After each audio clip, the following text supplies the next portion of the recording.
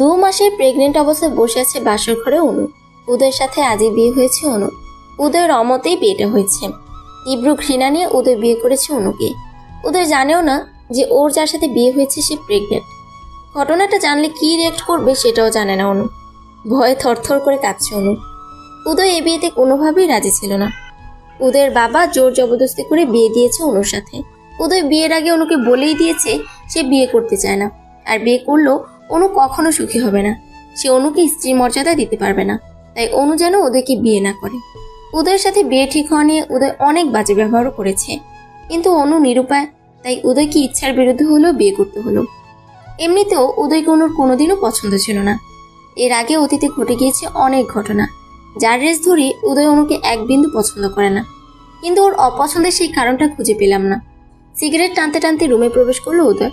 উদয়ের চোখে মুখে স্পষ্ট রাগের বলি রেখা ফুটে উঠেছে। উদয় রুমে এসে সোফায় বসে একটার পর একটা সিগারেট টেনে যাচ্ছে। গায়ের শেরওয়ানি খুলে ফ্লোরে ফেলে দিল। রাগে ফুঁসছে আর ওয়ালে নিজের হাত দিয়ে নিজেই ঘুষি দিচ্ছে। অনু উদয়কে দেখে খাট থেকে নিচে নেমে সালাম করতে গেল। উদয় সাথে সাথেই অনুকে লাথি মেরে ফেলে দিল আর চুলের মুঠি ধরে তুলে বলে, আমি তোকে কোনোদিন নিজের বলে মেনে নিব না। ঘেন্না করি তোকে আমি। এই বিয়ে আমি মানি না। আমার জীবন থেকে দূর হয়ে যা তুই। তোর মতো মেয়েরা সবই পারে। ছলনাময়ী নারী, তোর মতো নারীকে স্পর্শ করাটাও পাপের। চোখ দিয়ে টপ টপ করে পানি পড়ছে অনুর।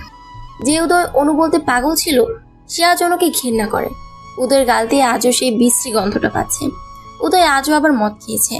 উদয়ের এই নেশাটা যে অনু বড্ড ভয় পায়। এই নেশার জন্য অনুর জীবনে অনেক কিছু ঘটে গিয়েছে। অনুর জীবনটা অভিশপ্ত হয়ে গিয়েছে এই নেশার জন্য। এই নিয়ে 2বার নেশা করতে দেখলো উদয়কে।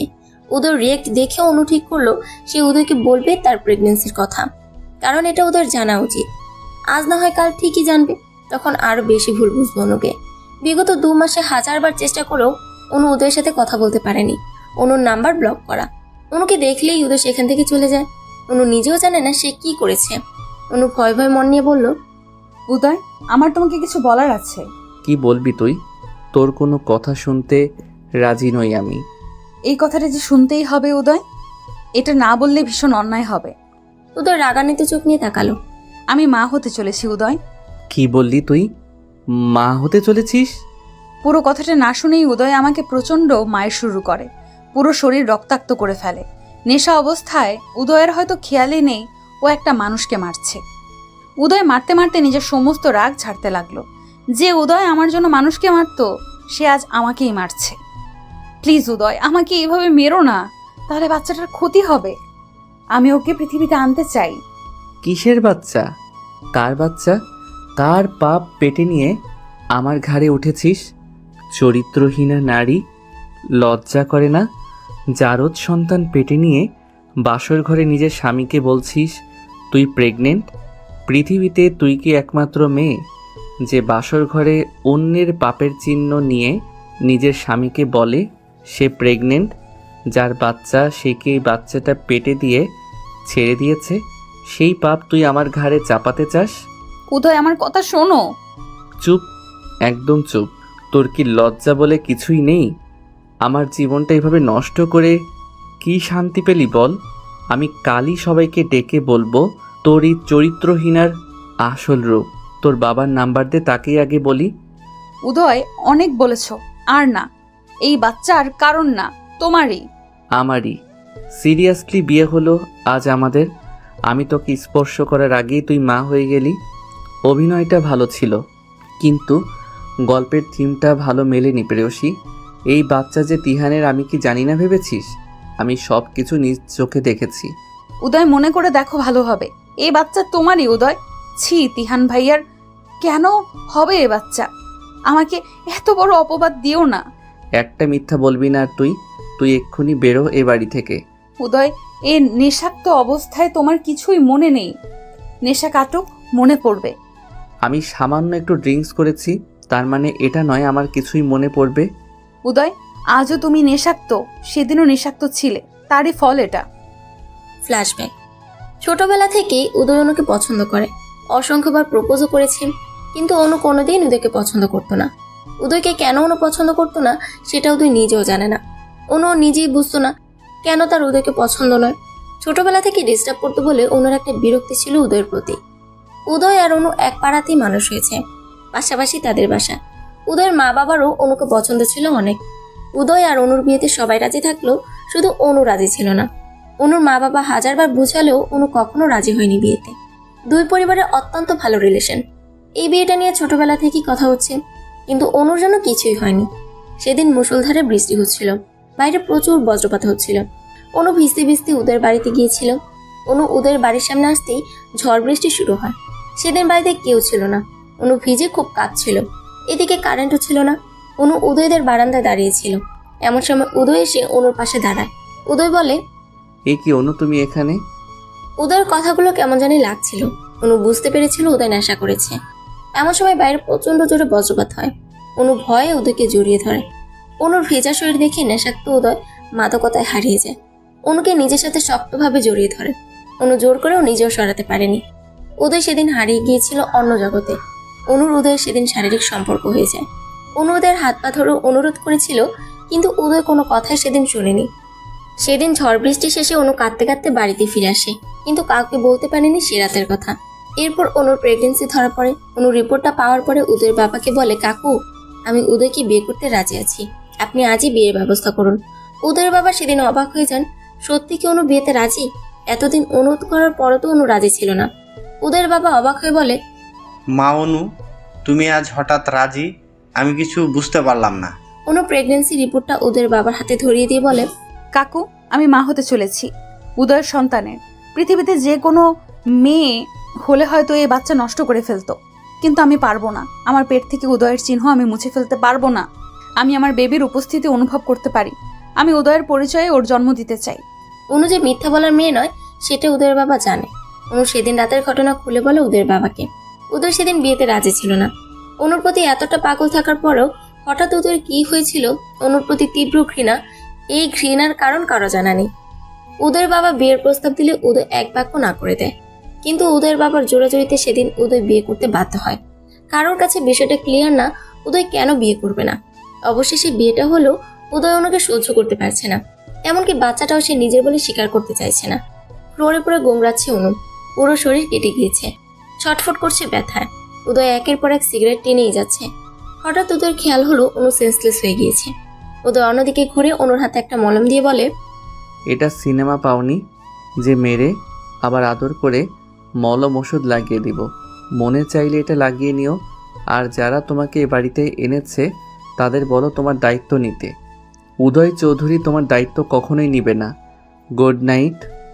ফুলসজ্জা মানে প্রতিটা মেয়ের কাছে বিশেষ আর স্পেশাল রাত, কিন্তু অনুর কাছে ছিল কাল রাত্রি। উদয় ফুল দিয়ে সাজানো বিছানাটা তছনছ করে ফেলে। সমস্ত ফুলগুলো ছিঁড়ে একাকার করে পুরো রুমে ছড়িয়ে ছিটিয়ে রাখে। রুমের জিনিসপত্র ভাঙাচোরা করে। অনুকে প্রচন্ড মারধর করে। রক্তাক্ত শরীর নিয়ে ফ্লোরে পড়ে রইল অনু। উদয় চোখ রাঙানি দিয়ে বলল, ওষুধ লাগিয়ে নে। ওষুধ না লাগিয়ে কি প্রুভ করতে চাস?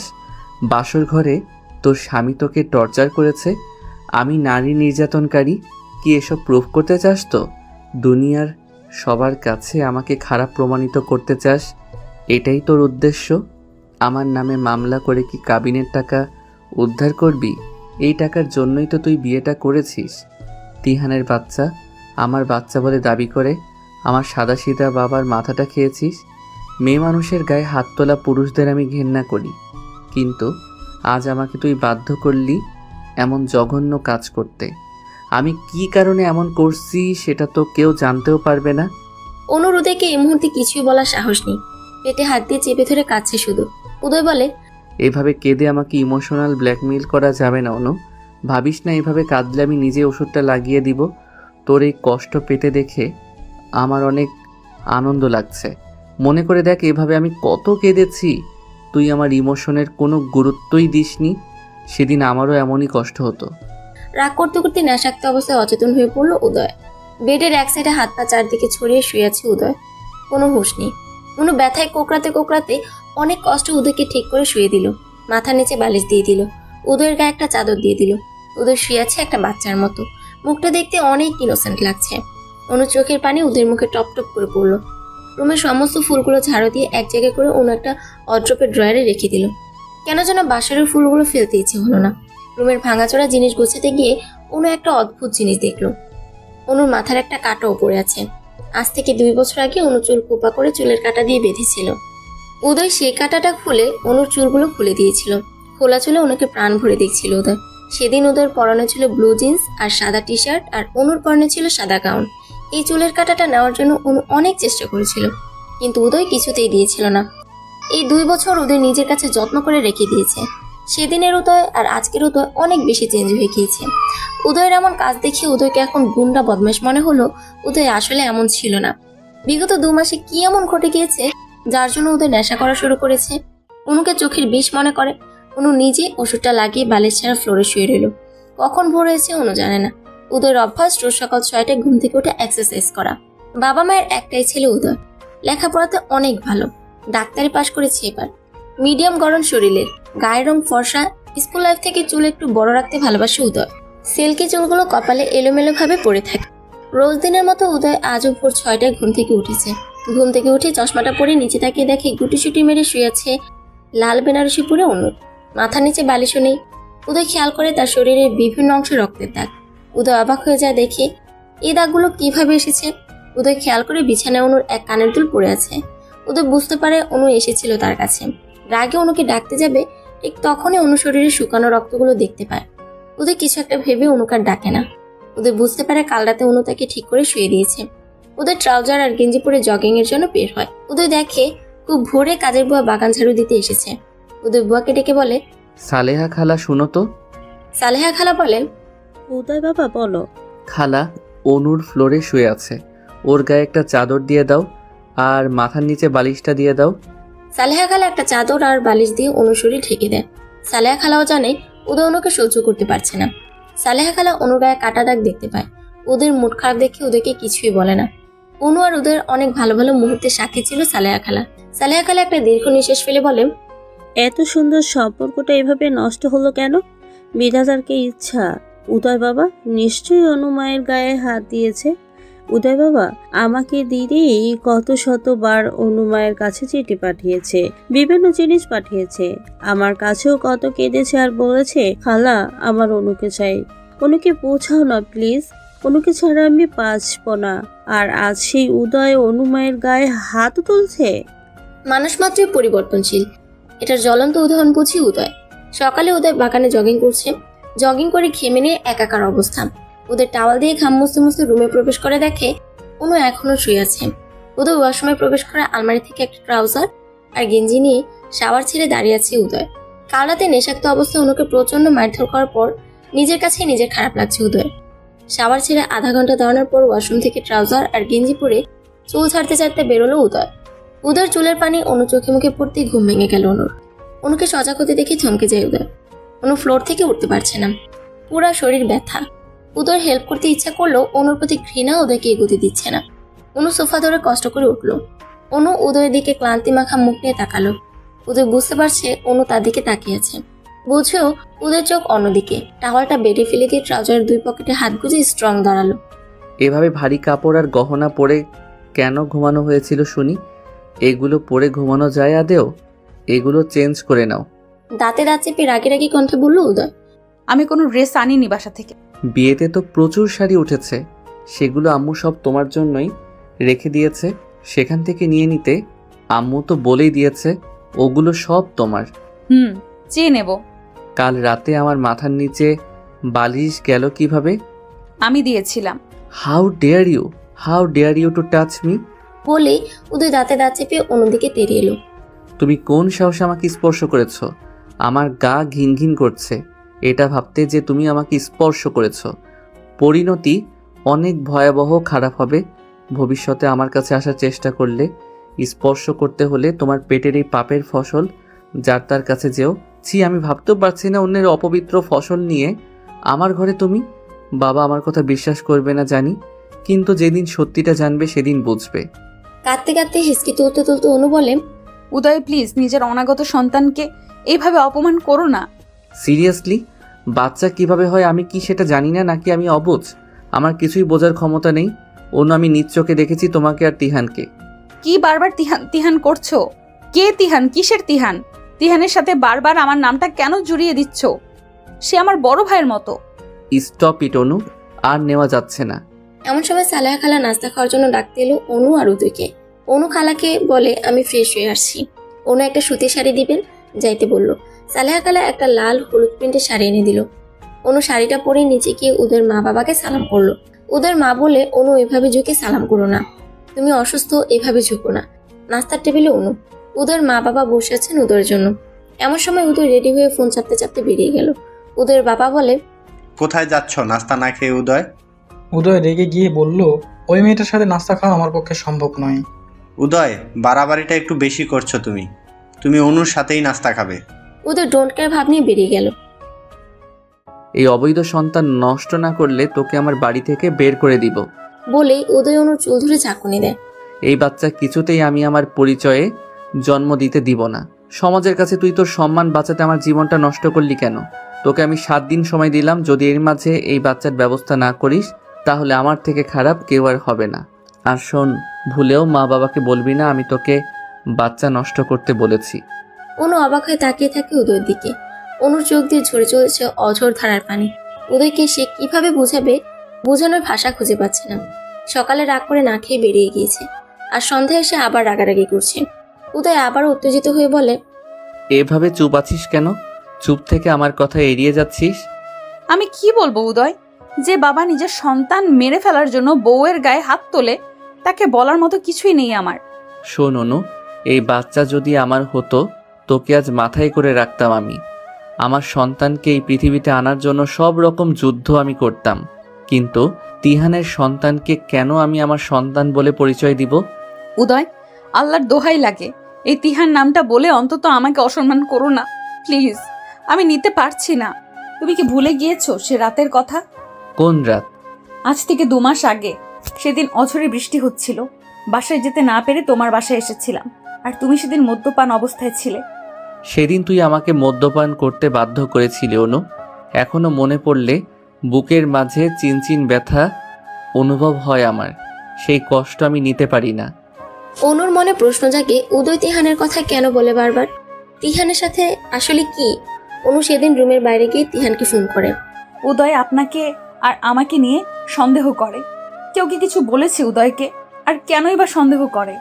অনু, তুমি খুব বোকা, তাই আসল সত্যিটা বুঝতে পারোনি। কেউ ভালোবাসলে অন্তত এটা করতে পারবে না জানি। উদয়কে তুমি পাত্তা দিতে না, তাই উদয়ের প্ল্যান ছিল এটা, যাতে তুমি বাধ্য হও বিয়ে করতে। তুমি কি কিছুই বোঝো না? শোনো অনু, ছেলেরা বিয়ের আগে শরীর পেয়ে গেলে তাদের আর কোনো চাহিদা থাকে না। উদয়েরও তাই হয়েছে। এসব কি বলছেন তিহান ভাই? এমন সময় উদয় ফোনটা কেড়ে নিয়ে বলে, বাহ, লজ্জা করে না তোর? এক্ষুনি বের হ আমার বাসা থেকে। আজ আমি মা বাবাকে সবটা খুলে বলবো, তোর সব পাপের কাহিনী আজ জানাবো সবাইকে। কি ভেবেছিস কি তুই? উদয় অনুর হাত ধরে টানতে টানতে নিচে নিয়ে গেল। উদয়ের বাবা উদয়ের গালে জোরে একটা থাপ্পড় মেরে বলে, অনেক হয়েছে। মেয়েটাকে এভাবে টানতে টানতে কোথায় নিয়ে যাচ্ছে? মেয়েটা যে অসুস্থ সে কথা কি ভুলে যাচ্ছ? বাহ বাবা বাহ, থাপ্পড়টা আমাকেই মারলে। আমি কেন ওকে পছন্দ করছি না সেটা ওর কাছেই জিজ্ঞেস করো। অনুর কাছে আমার কিছুই জানার নেই, যা বলার তুই বল। বাবা, ওর পেটের সন্তান আমার না, বিলিভ মি, ওর বাচ্চা তিহানের। ও কেবলই তিহানের সাথে গল্প করছিল, তাও আবার আমাকে লুকিয়ে চুরিয়ে। তিহানের সন্তানের ড্রাইভার আমি কেন নিব বলতে পারো বাবা? তোমরা কেন অনুকে তিহানের বাড়িতে দিয়ে আসছো না? অনু উদয়ের বাবার দিকে তাকিয়ে অঝরে কাছে। উদয়ের বাবা বুঝতে পারে অনু কোনো ভুল করেনি। উদয়ের বাবা উদয়কে বলেন, তিহান তো তোমারই বন্ধু, তার সাথে অনু কথা বললেই খারাপ রিলেশন হয়ে গেল। দিন দিন এত নিচে নেমেছ। ছি উদয়, ছি। এতটা খারাপ তুমি কবে হলে, আর কিভাবে হতে পারলে বলো? বাবা, তিহান আমার বন্ধু, ওর নয়। ওর কিসের কথা তিহানের সাথে সেটা জিজ্ঞেস করো। অনু মা, তুমি কি কথা বলেছ তিহানের সাথে? বাবা, উদয় আমাকে কেন সন্দেহ করে সেটা জানতেই ফোন দিয়েছিলাম। তিহান ভাই কি এই ব্যাপারে কিছু জানেন? উদয়ের সন্দেহের কারণ আমি জানতেই ফোন দিয়েছিলাম।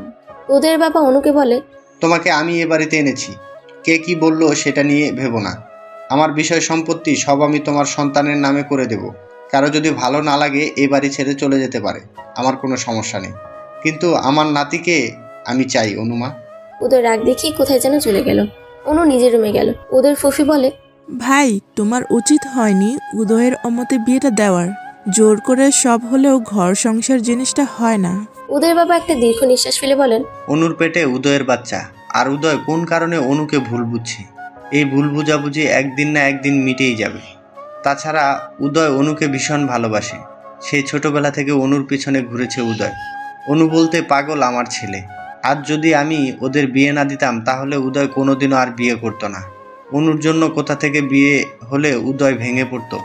উপর উপর রাগ হলে উদয় অনুর প্রতি ভালোবাসায় এক বিন্দু কমেনি। উদয়ের জীবনে অনু না থাকলে আমি কখনো পুত্রবধূ নাতি নাতনির মুখ দেখতে পারতাম না। আমার উদয়ের সুন্দর ভবিষ্যৎ নষ্ট হয়ে যাবে, আর বাবা হয়ে আমি কখনোই সেটা চাইবো না আমার ছেলের এমন ক্ষতি হোক। কিন্তু আমাকে জানতে হবে উদয়ের কিসের এত ঘৃণা। আবার একটা জিনিস বুঝতে পারছি না, অনু তো আগে উদয়কে পছন্দ করতো না, কিন্তু অনু হঠাৎ করে এত নরম হয়ে গেল কেন? অনু তো অত্যাচার সহ্য করে পড়ে থাকার মতো মেয়ে নয়। ও কেন চুপচাপ সব সহ্য করছে? এই সহ্যের কারণ কি? অনু হঠাৎ বদলে গেল কেন? উদয়ের বাবা মা সালেহা খালার সবার মনে এক প্রশ্ন, অনু এমন নিশ্চুপ হয়ে গেল কেন? সেদিন সালেহা খালা অনুকে বলে, মা অনু, তুমি তোমার বাবার কাছে চলে যাও। এখান থেকে কেন এই অত্যাচার সহ্য করছো? তোমার এই কষ্ট সহ্য করতে পারছি না আমি। অনু কেঁদে দিয়ে বলে, আমি উদয়কে ভালোবাসি খালা, আমি ভীষণ ভালোবাসি উদয়কে, তাই ওর প্রেমের চিহ্ন মুছে ফেলতে পারিনি আমি। সবাই বলেছিল এই বাচ্চা নষ্ট করে ফেলতে, কিন্তু আমি উদয়কে ভীষণ ভালোবাসি বলে ওর অস্তিত্বকে নষ্ট করিনি। আমি হাজার কষ্ট হলেও ওকে জন্ম দিব, উদয়ের পরিচয়ে ওকে সমাজের সামনে আনবো, আমার যত কষ্টই হোক না কেন খালা। ডাক্তার, বাচ্চাটা আমার স্ত্রীর অবৈধ বাচ্চা, প্লিজ বাচ্চাটা নষ্ট করুন। আমি অনেক কষ্ট করে ওকে হসপিটালে এনেছি। আমার স্ত্রী যেন বুঝতে না পারে। যত টাকা লাগে আমি দিব, তবুও যে কোনোভাবে এই পাপের চিহ্ন মুছে ফেলুন। ডাক্তার বলেন, আপনি কি পাগল? কারো অজান্তে তার সন্তান আমরা নষ্ট করতে পারি না, এটা আইনত অপরাধ। ডাক্তার, যে জিনিসের কোনো বৈধতা নেই তার কিসের পাপ? উদয়, আপনি নিজেও একজন ডাক্তার, প্লিজ একটু বোঝার চেষ্টা করুন। তাছাড়া আপনার স্ত্রীকে আমরা সব রকম পরীক্ষা নিরীক্ষা করে দেখেছি, ওনার শারীরিক কন্ডিশন অনেক খারাপ। এই মুহূর্তে এমন কিছু করলে তাকে বাঁচানো যাবে না। আপনি কি চান আপনার স্ত্রী মারা যাক? উদয় খুব নরম কণ্ঠে বলে, না ডাক্তার, অনুর যেন 1%ও কোনো ক্ষতি হয় না। অনুকে সেফ রেখেই বাচ্চাটাকে মারতে হবে। দরজার আড়াল থেকে এমন কথা শুনে চমকে যায় অনু। অনু ডাক্তারের রুমে প্রবেশ করে উদয়ের গালে ঠাস করে থাপ্পড় মেরে বলে, ছি, নিজের সন্তানকে খুন করতে এত অভিনয়! তুমি কি মানুষ থেকে অমানুষ হয়ে গিয়েছো? ডাক্তারকে একগাদা মিথ্যা বলছো কেন? তুমি নিজে একজন ডাক্তার হয়ে একটা অনাগত সন্তানকে খুন করার কথা কিভাবে বলো? শোনো উদয়, আমি এই সন্তানের জন্ম দিব, তার জন্য আমাকে যত যুদ্ধ করতে হয় হোক, তবুও পৃথিবীতে আসবে। তোমার সাথে আর আমি থাকবো না।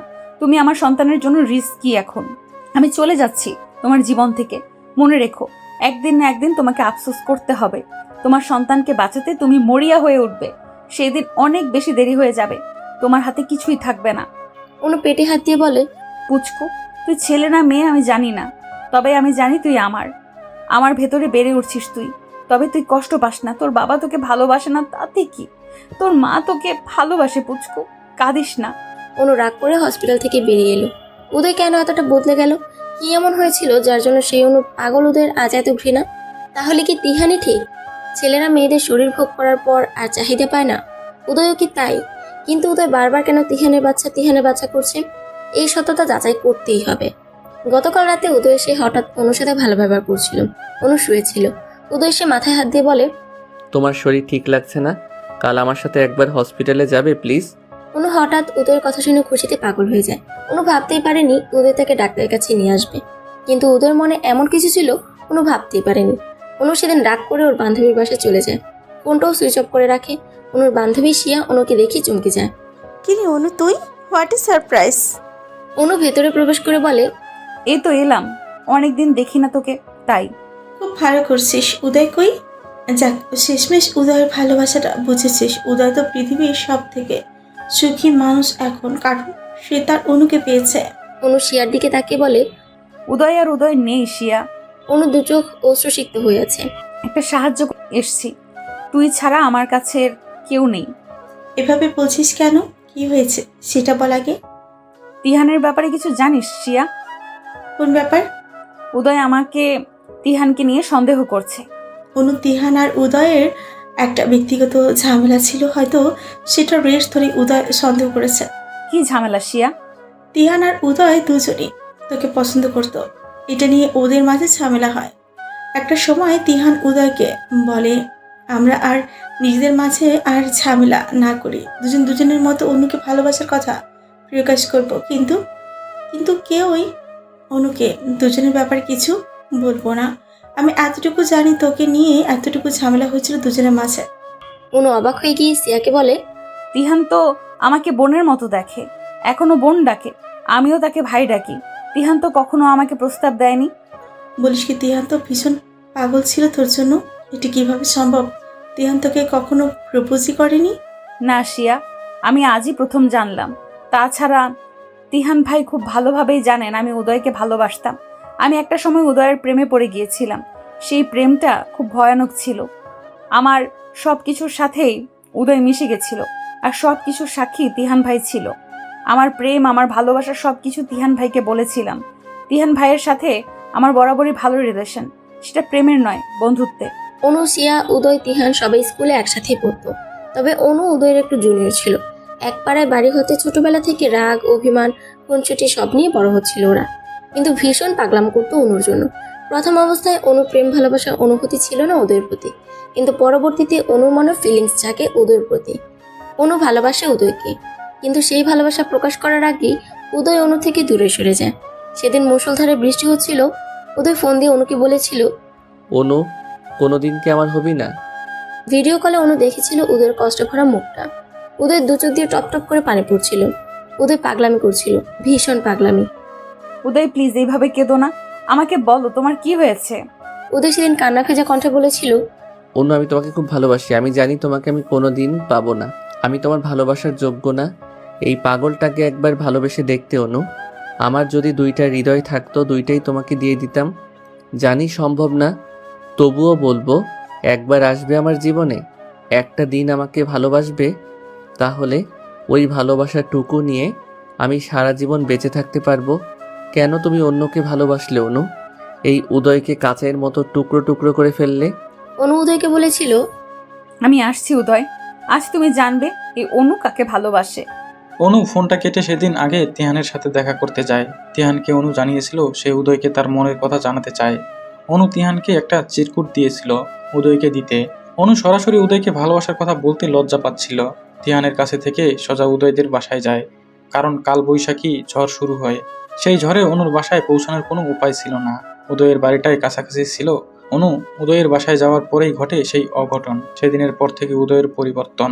উদয় বারবার অনুর বাচ্চাকে তিহানের বাচ্চা বলে দাবি করছে। এর অ্যাকচুয়াল কোনো কারণ অনুর জানা নেই। নিজের ভালোবাসার মানুষের কাছে অবহেলিত হওয়ার মতো লজ্জা, অপমান আর কোনো কিছুতেই নেই।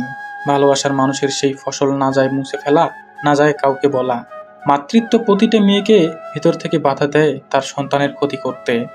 উদয় একদিন সালেহা খালার কাছে একটা সাদা শাড়ি আর কাঠগোলাপের গাজরা পাঠিয়ে বলেছিল, জানি এটা অনু নিবে না, তবুও দিও, কোনোদিন যদি ভালো লাগে পরবে। সেদিন ছিল নববর্ষ। সেদিন অনু সত্যি শাড়িটা পরেছিল। শাড়ি পরে বাসার বাইরে বেরোলে উদয় অস্থির নয়নে দেখছিল অনুকে। অনুকে সাদা শাড়িতে এতটা স্নিগ্ধ লাগে সেটা উদয়ের জানা ছিল না। অনু উদয়ের সামনে এলে উদয়ের হাত পা কাঁপছিল।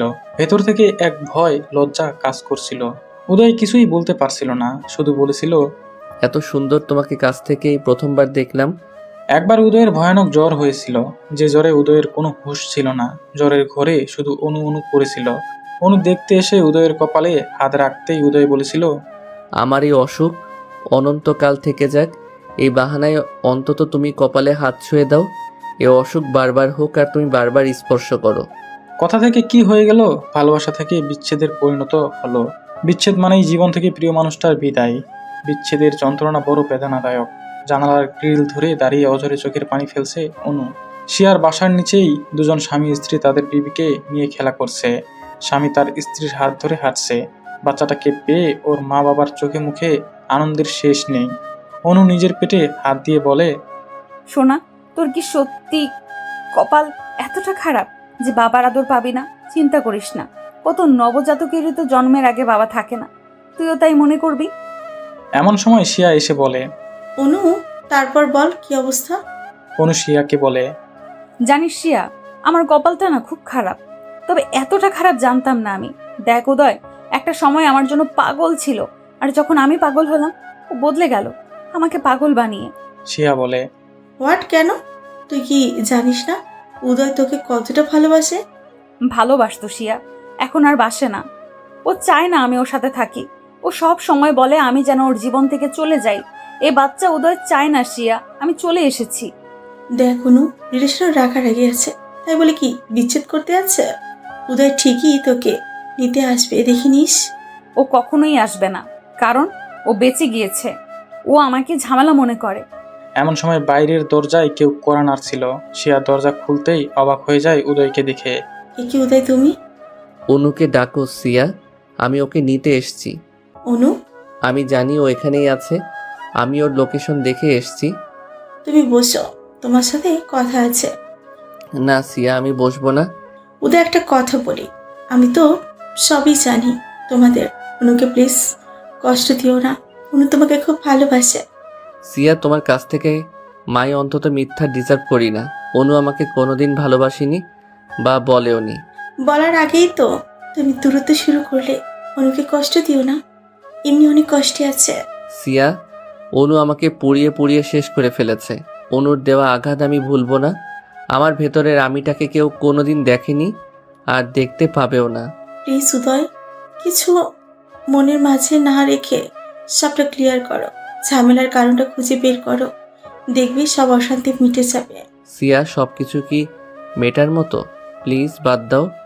এমন সময় অনু এসে বলে, কেন এসেছো? বাড়ি চলো অনু। কেন, আমাকে মেরে ফেলতে, নাকি রাস্তায় নিয়ে আমাকে গাড়ি থেকে ফেলে দিয়ে মারতে চাও? অনু, তুমি ভাবলে কি করে আমি তোমার ক্ষতি করব? জানোয়ারের মতো বাসর ঘরে যে গায়ে হাত তুলতে পারে সে আর কি না করতে পারে।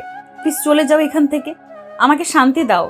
সরি, তোমার গায়ে হাত তোলাটা ঠিক হয়নি, আর কখনো এমন হবে না। প্লিজ চলো, বাবা অনেক চিন্তা করছেন। ও বাবা চিন্তা করছেন তাই? শুধুমাত্র বাবার জন্য? তুমি ফিরে যাও উদয়, এই চরিত্রহীনের মুখ আর তোমার দেখতে হবে না। উদয় কোনো কথা না বলে অনুর হাত ধরে টানতে টানতে গাড়ির কাছে নিয়ে যায়। অনু ছোটাছুটি করার চেষ্টা করলে উদয় কোলে করে গাড়ির ভেতরে উঠায় অনুকে। তারপর গাড়ির দরজা লক করে দেয়। উদয় গাড়ি স্টার্ট দিয়ে গান চালিয়ে দেয়। ও মেঘ রে, ও মেঘ রে, তুই জানা উড়ে, আমার বন্ধু থাকে যে শহরে। ও মেঘ রে, তুই বলিস বন্ধুরে, আমি আজও ভালোবাসি যে তারে। গানটা শুনতে শুনতে কোথায় যেন হারিয়ে গিয়েছে উদয় অনু দুজনে।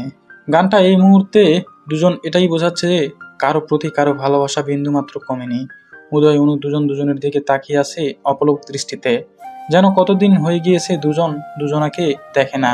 উদয়ের চাহনির মাঝে এটা স্পষ্ট, অনুর জন্য উদয়ের কষ্ট হচ্ছে, কিন্তু উদয়ের মনে চাপা কষ্ট লুকিয়ে আছে, যার জন্য উদয় তার ভালোবাসা প্রকাশ করতে পারছে না। গাড়ির মাঝেই অনু ঢলে পড়ে উদয়ের কাঁধে। উদয় অনুকে বলছে, সোজা হয়ে বসো অনু, এভাবে কাঁধের উপর থাকলে আমার অসুবিধা হচ্ছে গাড়ি চালাতে। উদয় অনুর মাথা সোজা করে দিল, কিন্তু অনু আবার ঢলে পড়ল। উদয় খেয়াল করলো অনু চোখ বন্ধ করে আছে। উদয় প্রথমে ভেবেছে অনু ঘুমিয়ে পড়েছে, কিন্তু ডাকাডাকির পরেও যখন অনুর জ্ঞান ফিরেনি তখন উদয় ভয় পেয়ে যায়। উদয় সাথে সাথে গাড়ি থামিয়ে অনুর মুখ ধরে ডাকাডাকি করে, কিন্তু অনুর কোনো হুঁশ নেই। উদয় দেখলো অনু সেন্সলেস হয়ে আছে। উদয় মাথায় হাত দিয়ে চুল উজিয়ে দিতে দিতে বলে, ও মাই গড, অনু সেন্সলেস হয়ে গিয়েছে। অনুর যদি কিছু হয় তার জন্য একমাত্র দায়ী আমি থাকবো। উদয় অনুকে ডাকাডাকি করে, মুখে পানির সেটা দেয়, কিন্তু কোনো কাজ হয় না। উদয় ভয় পেয়ে যায়, এই ভয় অনুকে হারানোর ভয়। উদয় অনুর দুই গালে দু হাত দিয়ে বলে, অনু, আমি আর কখনো এমন আচরণ করব না। আমি নিজেকে কন্ট্রোল করতে না পেরে এমন করেছি, কিন্তু আমি খেয়াল করিনি এতে তোমার ক্ষতি হতে পারে। তোমার পেটের বাচ্চার বাবা যেই হোক, মা তো তুমি। তোমার খুশির জন্য আমি এটা মেনে নিব। প্লিজ সুস্থ হয়ে যাও। সেন্সলেস অনু পড়ে আছে উদয়ের কাঁধে মাথা দিয়ে। উদয়ের কথা অনুর কানে পৌঁছালেও তার উত্তর দেওয়ার শক্তি হয়তো অনুর ছিল না। ভালোবাসা কি অদ্ভুত, তাই না? যাকে ভালোবাসা হয়, হাজারটা রাগ অভিমান হলেও তার কিছু হলে মনটা বিচলিত হয়ে পড়ে। অনু যদি দেখতো উদয়ের চোখে মুখে তার জন্য এত দুশ্চিন্তা, তাহলে হয়তো অনুর সাথে সাথে সেন্স ফিরে পেত। উদয় নিজেও একজন ডাক্তার, অনুর পালস ধরে বুঝতে পারে খুবই নর্মাল। অনুর শরীর প্রচন্ড দুর্বল। গাড়িতে থাকা পানির বোতল থেকে চোখে মুখে পানি সেটা দিলেও সেন্স আসে না অনুর। অচেতন অবস্থায় কিছু একটা বলছে অনু। উদয়ের শার্টের কলার হাত দিয়ে শক্ত করে ধরে রেখেছে অনু। অনু কিছু একটা বলছে, উদয় শোনার জন্য অনুর মুখের কাছে কান নিয়ে ঝুঁকে যায়। উদয়, আমাকে ছেড়ে যেও না। আমি কি ভুল করেছি উদয়? কেন আমাকে তুমি কষ্ট দাও? তুমি তো সত্যিই বদলে গিয়েছো। তোমার অনু কি এতটা খারাপ যাকে আর ভালোবাসা যায় না? উদয়, আমি কখনো মিথ্যা বলিনি জীবনে। আমাকে একটা বার বিশ্বাস করো, এই বাচ্চা তোমার। তোমার অনু কোনো পাপের চিহ্ন বহন করতে পারে না উদয়। তোমার অনু কোনো ভুল করেনি উদয়। তোমার বাচ্চাকে মেরো না উদয়। ও তোমার সন্তান। ওর বাবাইকে খুব ভালোবাসে। আমার পেটে কান পেতে শোনো, ও তোমাকে ডাকছে। উদয় অনুর মুখের দিকে তাকিয়ে দেখে চোখ বুজে পড়ে আছে অনু। নিজের অজান্তে কি পক পক করে চলতেছে। উদয়ের চোখে পানি জমেছে। সে অনুকে কখনো এভাবে দেখতে চায়নি। উদয় অনুর মুখের দিকে তাকিয়ে ভাবছে, এই ইনোসেন্ট মুখটা কিভাবে কোনো ভুল করতে পারে? তাছাড়া একটা অচেতন মেয়ে কিভাবে মিথ্যা বলতে পারে? অনু যে এখন নিজের কন্ট্রোলে নেই সেটা বুঝতে পারছে উদয়। অচেতনভাবে কেউ কখনো মিথ্যা বলতে পারে না। উদয় অনুর পেটে কান দিয়ে শুনতে পায় তার বাচ্চার রেসপন্স। পেটের ভেতরে যে আছে তার উপস্থিতি স্পষ্ট বুঝতে পারছে উদয়। কেমন যেন উদয়ের কানে এমন একটা সাউন্ড এলো। বাবাই, মামাকে আর কষ্ট দিও না। মামা তো আমার জন্য কষ্ট সহ্য করতে। বাবাই, আমি কি ভুল করেছি? আমাকে তুমি একটু ভালোবাসো না? আমার সাথে যাদের জন্ম হবে তাদের বাবাইরা তাদের মাম্মাদের খুব যত্ন করে তারা পৃথিবীতে আসতে পারে সুস্থভাবে। বাবাই, সব দোষই তো আমার, তাই আমাকে তুমি ভালোবাসো না। আমাকে মেরে ফেলো, তবু মাম্মাকে ভালোবাসো। হঠাৎ যেন উদয় অন্য জগতে চলে গিয়েছিল। এগুলা কি শুনলো সে? এই কথাগুলো যেন উদয়কে আরো বেশি যন্ত্রণা দিচ্ছে। হয়তো উদয়ের কল্পনা তাকে এই কথাগুলো বলেছে। উদয় অনুকে গাড়ি চালিয়ে বাড়িতে নিয়ে যায়। সেখান থেকে কোলে তুলে নিজের রুমে নিয়ে যায়। উদয়ের মা বাবা এমন দৃশ্য দেখে খুশিতে আত্মহারা। তারা এটাই চাচ্ছিল, তাদের ছেলে যেন আগের মতো আবার স্বাভাবিক হয়ে যায়। উদয়ের বাবা মা খুশি হলেও কিছুটা চিন্তিত। অনুকে কোলে তুলে নেওয়ার কারণই বা কি? উনি কি তাহলে অসুস্থ?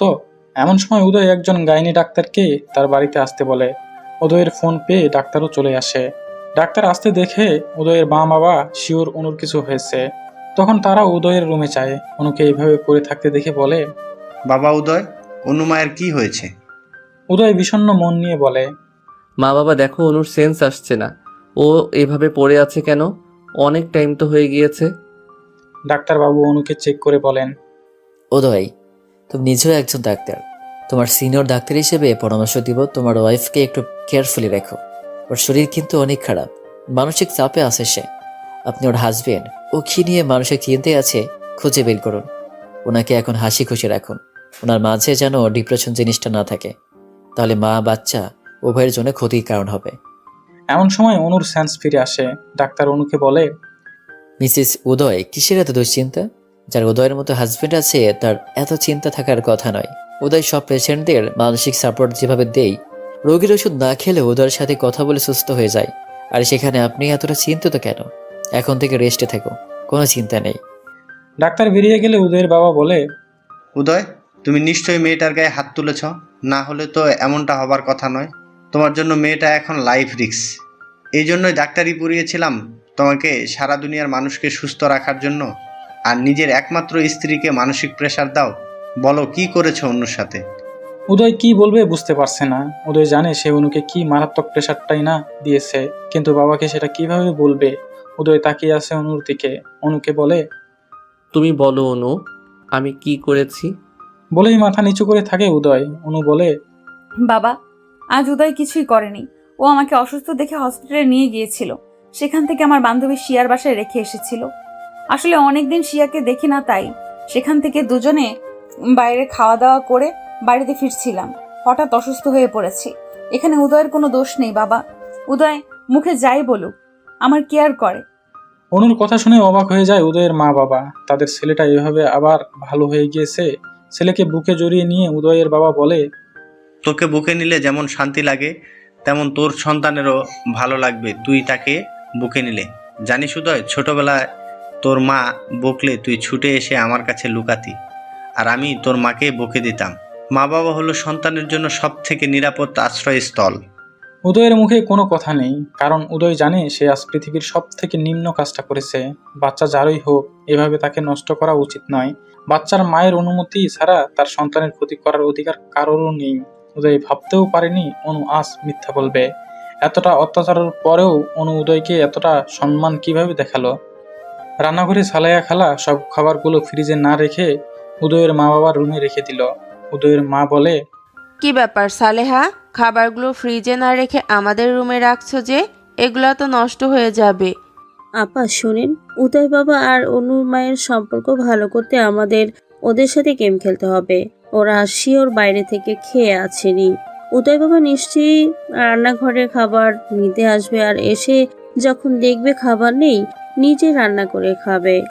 অনু যে বললো খেয়ে আসছে। আরে আপা, অনুর কথা রাখেন তো, ও মিথ্যা বলেছে। উদয়কে অনেক ভালোবাসে তো, তাই অনু চায়নি উদয়কে কষ্ট দিতে। উদয় সত্যি আসবে তো রান্নাঘরে? আসবে আসবে। উদয় বারান্দার চেয়ারে বসে একটার পর একটা সিগারেট টেনে যাচ্ছে আর অনুর কথা ভেবে চলেছে। এমন সময়ে ভিতর থেকে অনুর কাশির আওয়াজ আসে। উদয় সিগারেট হাতে অবস্থায় রুমে প্রবেশ করে দেখে সিগারেটের ধোঁয়াতে অনু কাশছে। উদয় দ্রুত সিগারেটটা মুঠো করে আগুন নেভানোর চেষ্টা করে। গম্ভীর মুখ নিয়ে অনুর দিকে তাকিয়ে বলে, সমস্যার কথা মুখে বললেই তো সিগারেটটা ফেলে দিতাম। এভাবে কষ্ট পাওয়ার কি আছে শুনি? ধোঁয়া সামলাতে গিয়ে যে সিগারেটের আগুনে উদয়ের হাতের তালু পুড়ে গিয়েছে সেদিকে খেয়াল নেই উদয়ের। হঠাৎ উদয় উ করে ওঠে আর হাত থেকে সিগারেটটা পড়ে যায়। অনু খেয়াল করে দেখে সিগারেটের আগুন নিভেছে ঠিকই, কিন্তু উদয়ের হাত জ্বলছে। জ্বলন্ত সিগারেটে উদয়ের পুড়ে যাওয়া হাতের দিকে তাকিয়ে আছে অনু। উদয় হালকা ও আ করছে ব্যথায়, কিন্তু অনুকে বুঝতে দিচ্ছে না কিছুই। অনু বলে, উদয় ব্যথা পেয়েছো? এভাবে হাতটা পোড়ালে কেন? নিচে ফেলে দিলেই তো পারতে। মন এত বেশি পড়ছে হাতের এই পোড়া আমার একটু অনুভব হচ্ছে না। বাইরের পোড়ার গুরুত্ব মানুষ যতটা দেয় অতটা যদি ভেতর পোড়ার জন্য গুরুত্ব দিত তাহলে জ্বলা পোড়ার যন্ত্রণা কেউ সহ্য করত না। কেন মিথ্যা বলছো উদয়? তোমার হাতে তো ব্যথা করছে।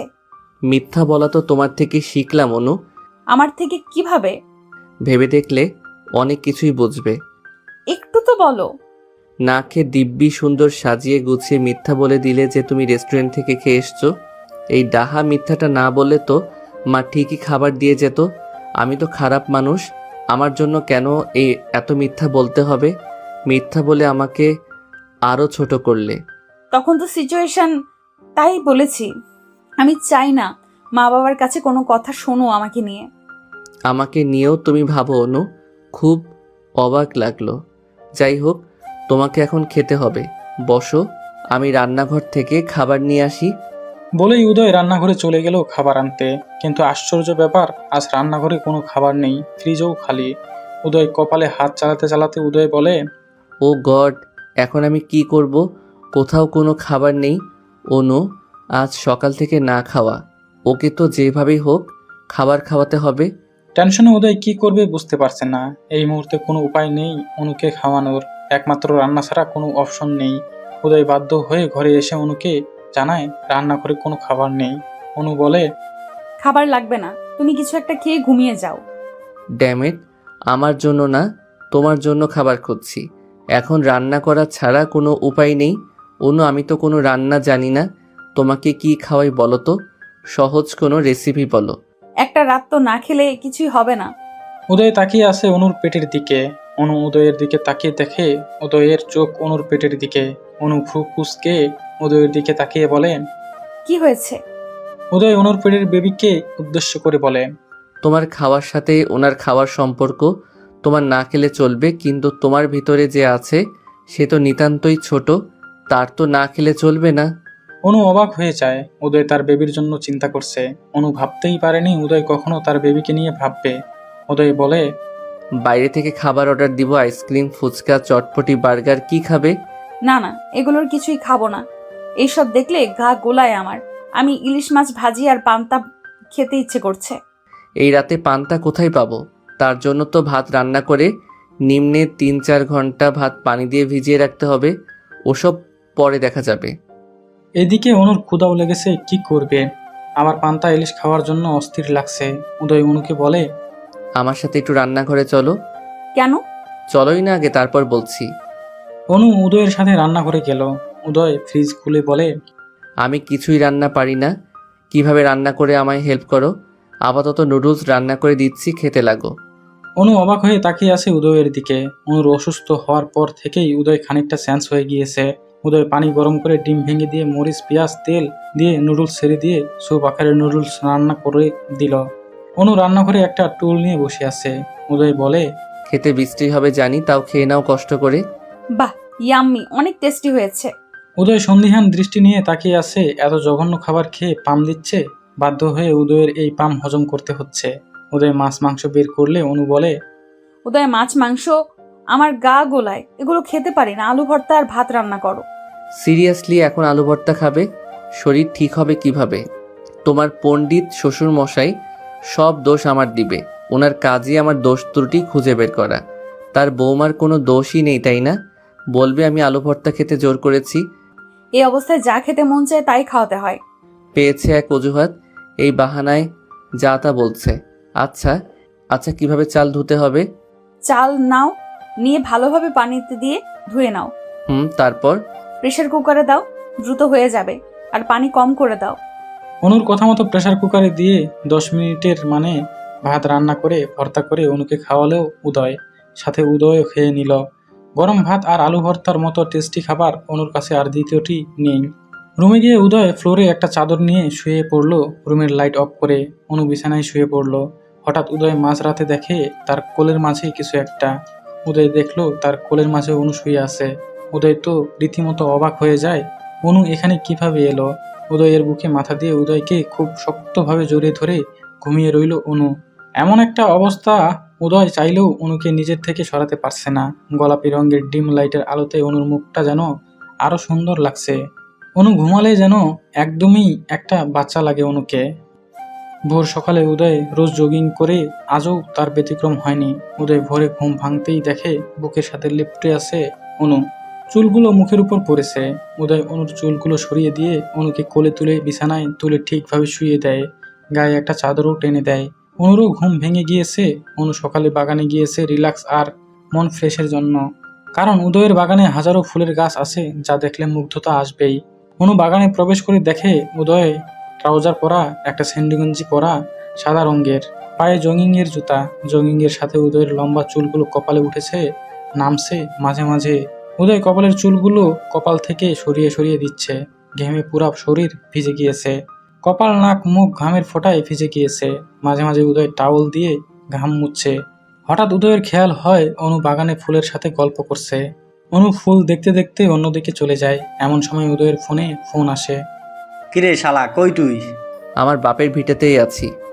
ভিটেতে নাকি বিছানাতেই আছিস? এখন বিছানাতে থাকি আমি, কখনো জীবনে শুনেছিস? হ্যাঁ, এই জন্যই তো ফোন দিলাম। বিয়ের পর কতটুকু পরিবর্তন হয়েছিস? রুম থেকে বেরোচ্ছিস কি না? কেন, বিয়ে করলে কি রুমে পৌঁতে যেতে হয় নাকি? না, নতুন বিয়ে করলে তো 7-1 মাসের আগে রুম থেকে বেরোনোর কথা না। তা ফুলসজ্জা কেমন হচ্ছে ভাই? ড্যামেট ইওর ফুলসজ্জা। বুঝছি, এখন তো কিছু বলবা না। বউ পাশে নাকি? বউ নিশ্চয়ই ফোন রাখতে বলছে। সব কিছুতেই বউ টানা হচ্ছে কি জন্য শুনি? আমার বউ ওরকম নয়। এক্ষুনি বউর উপর এত দরদ? বউ বলে কথা, 7 জন্মের সম্পর্ক, বুঝিসই তো। বউ কেমন দেখতে হয়েছে? আমার বউ পরীর মতো সুন্দর। আর কি তখন থেকে বউ বউ করছিস? জগিং করছি, ফোন রাখ। বলেই উদয় ফোনটা কেটে দিল। সকাল 8টা বাজতেই উদয়ের মা আর সালেহা খালা 1 প্লেট পান্তা আর সাথে ডিম ভর্তি ইলিশ ভাজি কয়েক পিস হাজির করলো। অনু দেখেই খুব খুশি। এগুলো কোথায় পেলো জানতে চাইলে উদয়ের মা বলে, কাল রাতেই উদয় মাছের দোকানে অর্ডার করে রেখেছিল, তারা দিয়ে গিয়েছে। অনু ভাবতেই পারেনি উদয় এমন সারপ্রাইজ দিবে। উদয়ের মা বলে, অনুমা, একটা কথা বলি, তুই আস্তে আস্তে এটা জানার চেষ্টা কর উদয়ের এই রাগের কারণটা কি। উদয়ের তোর প্রতি এখনো সমান ভালোবাসা আছে, শুধুমাত্র কোনো অজানা রাগে উদয় এমন করছে। তুই এটা খুঁজে বের কর, কিসের এত ঘেন্না। আপনি ঠিক বলেছেন মা, আমাকে এটা খুঁজে বের করতেই হবে। উদয়ের কাজিন হঠাৎ উদয়ের বাড়িতে বেড়াতে আসে। সে উদয় আর অনুর ব্যাপারে সবটা জানে। উদয়কে বলে, অনুর প্রতি রাগ কমেছে? রাগ ঘৃণা কিছুই কমেনি, কিন্তু ওর অসুস্থতা আমি সহ্য করতে পারি না। ও অসুস্থ থাকলে আমার নিজের ভেতরে এক ভীষণ যন্ত্রণা হয়। আমি অনুকে ভালো দেখতে চাই। বিয়ের 2 মাস কেটে গিয়েছে। উদয় অনুর সম্পর্ক আজও ঠিক হয়নি। উদয়ের অপছন্দ আর ঘৃণা নিয়ে অনু পড়ে আছে উদয়ের বাড়িতে। বর্তমান অনুর বেস্ট ফ্রেন্ড উদয়ের কাজিন ইভা। অনেকদিন হয়েছে উদয়দের বাড়িতে এসেছে। ইফাকে পেয়ে অনু একজন সঙ্গী পেয়েছে। উদয় আর অনুর সব ঘটনা অনু ইফার সাথে শেয়ার করত।